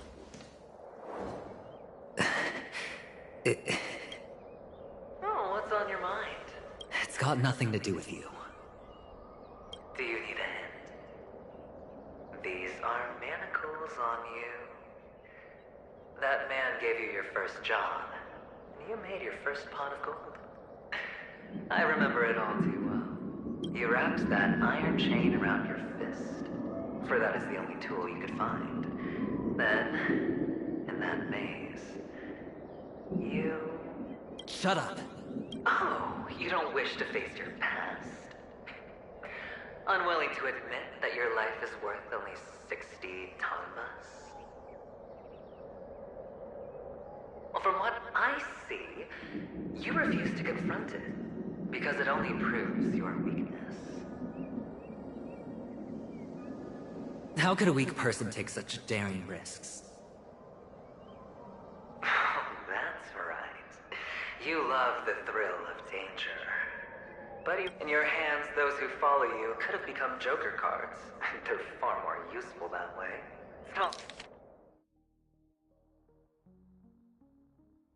It's not like this is the only place the family ever cut corners. You could have had tons of action if you weren't so all or nothing. All it takes is a meager sacrifice. I bet Opal would have resolved this without a fuss. A pity you're not him. Well, you wouldn't be in this state if you could just get with the program. And why couldn't you? Out of professional integrity. Those techniques you mentioned are highly efficient, but it's not that I don't know about them. It's more like I couldn't care less. Get it? What fun is it if the fight isn't fair? Fair? You assume your opponents would fight fair in the first place. The odds are obviously not in your favor, so how are you just breezing by? But did that masked fool's words awaken something in you? Well, she gave me an answer that could turn everything upside down. Everything? You mean it could make all the cards on the table just disappear?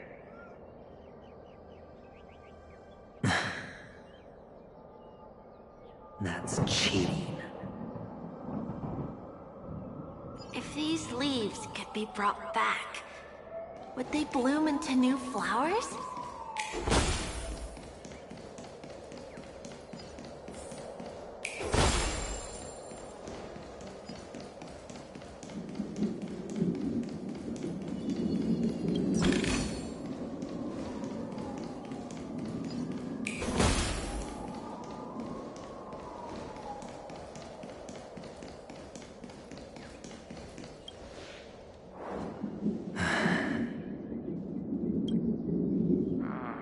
Expression right now is hard to put into words. The lucky charm Mama left you is made from gold. Why did you never consider selling it? You obviously could have lived a normal life like Big Sis that way. Looking back, that was the better choice. Mama only left us with 2 pieces of jewelry. A necklace and a lucky charm. There won't ever be a 3rd piece.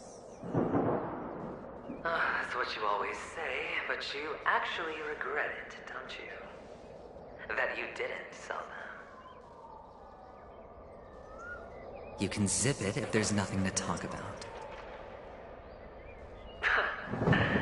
I know. You must remember what Big Sis told you. You're a child blessed by Gaiathra Triclops, and can lead the clan to happiness. So always remember to protect yourself and never resent the pain and poverty you're going through. The words still ring in your ears, don't they? You're a good kid, so you definitely won't have forgotten. So, you surely won't forget how tragic her last moments of life were. How the piercing laughter behind you felt like it was drilling into your heart. You ran away without looking back, just as she told you to. Tisk, tisk. A lifelong regret indeed. Enough! Do you not have anything better to talk about? Oh, shut me down like a champ! Well, I guess when it comes to mind games, this isn't exactly your first rodeo. I think I finally get you. And woo! You are nuts! In the end, I'll ruin this beautiful dream and create the grandest death. Well, you stuck to that start to finish. Think about it. There's a Stellaron in play, the fabulous Robin loses her voice, 2 unsolved murders, cryptic messages from a masked fool, and a chance to go head-to-head with Sunday himself. And the only thing to pique your interest is one word. The last word. A word that's right there at your fingertips. Death. But whose exactly? We'll know when the dice falls. All right then. Reserve a seat for me in the audience. I'm curious to see just how capable you are. Still, you never answered my question. If you could start over, would you still want to be the child who received Gayandra's blessing?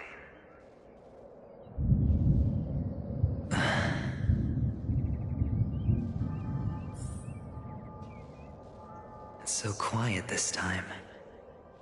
Is he finally gone? Or am I the one about to disappear?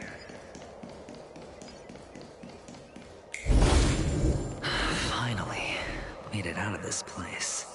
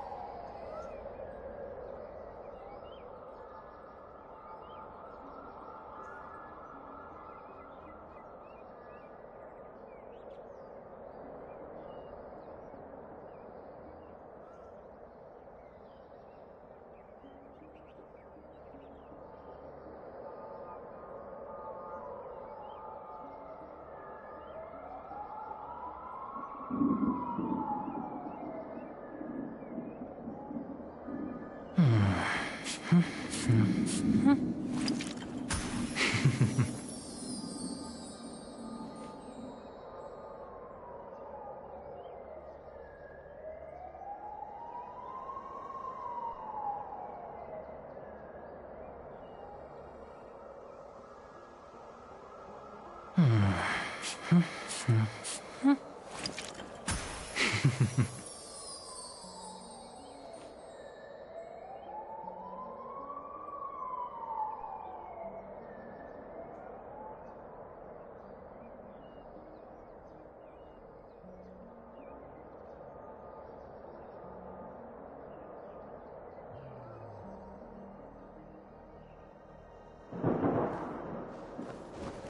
going home?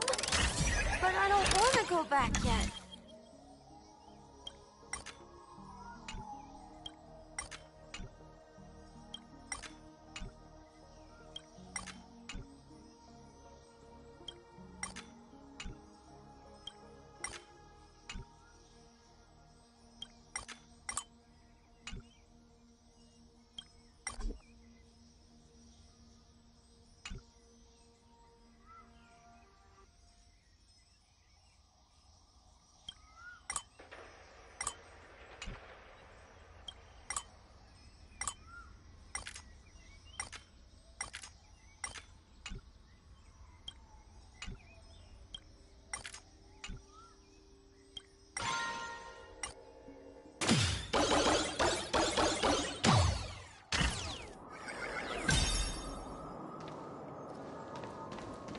It's so fun here.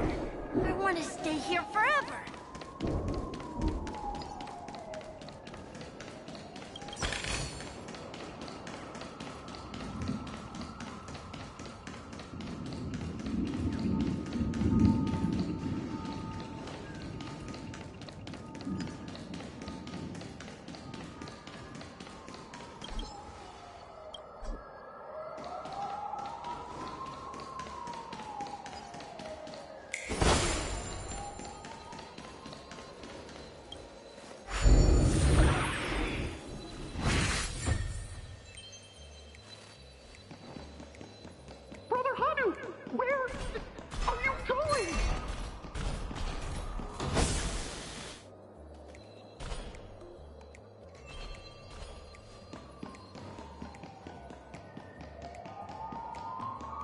There's only one place he can be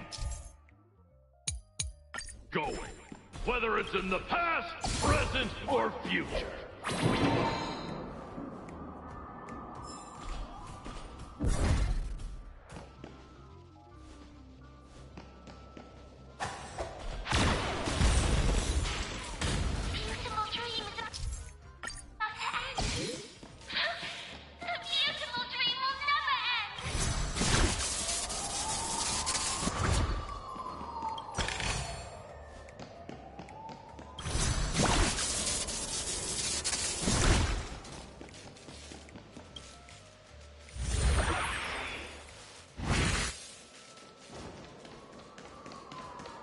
Mister, is that you? I hear the sound of leather shoes.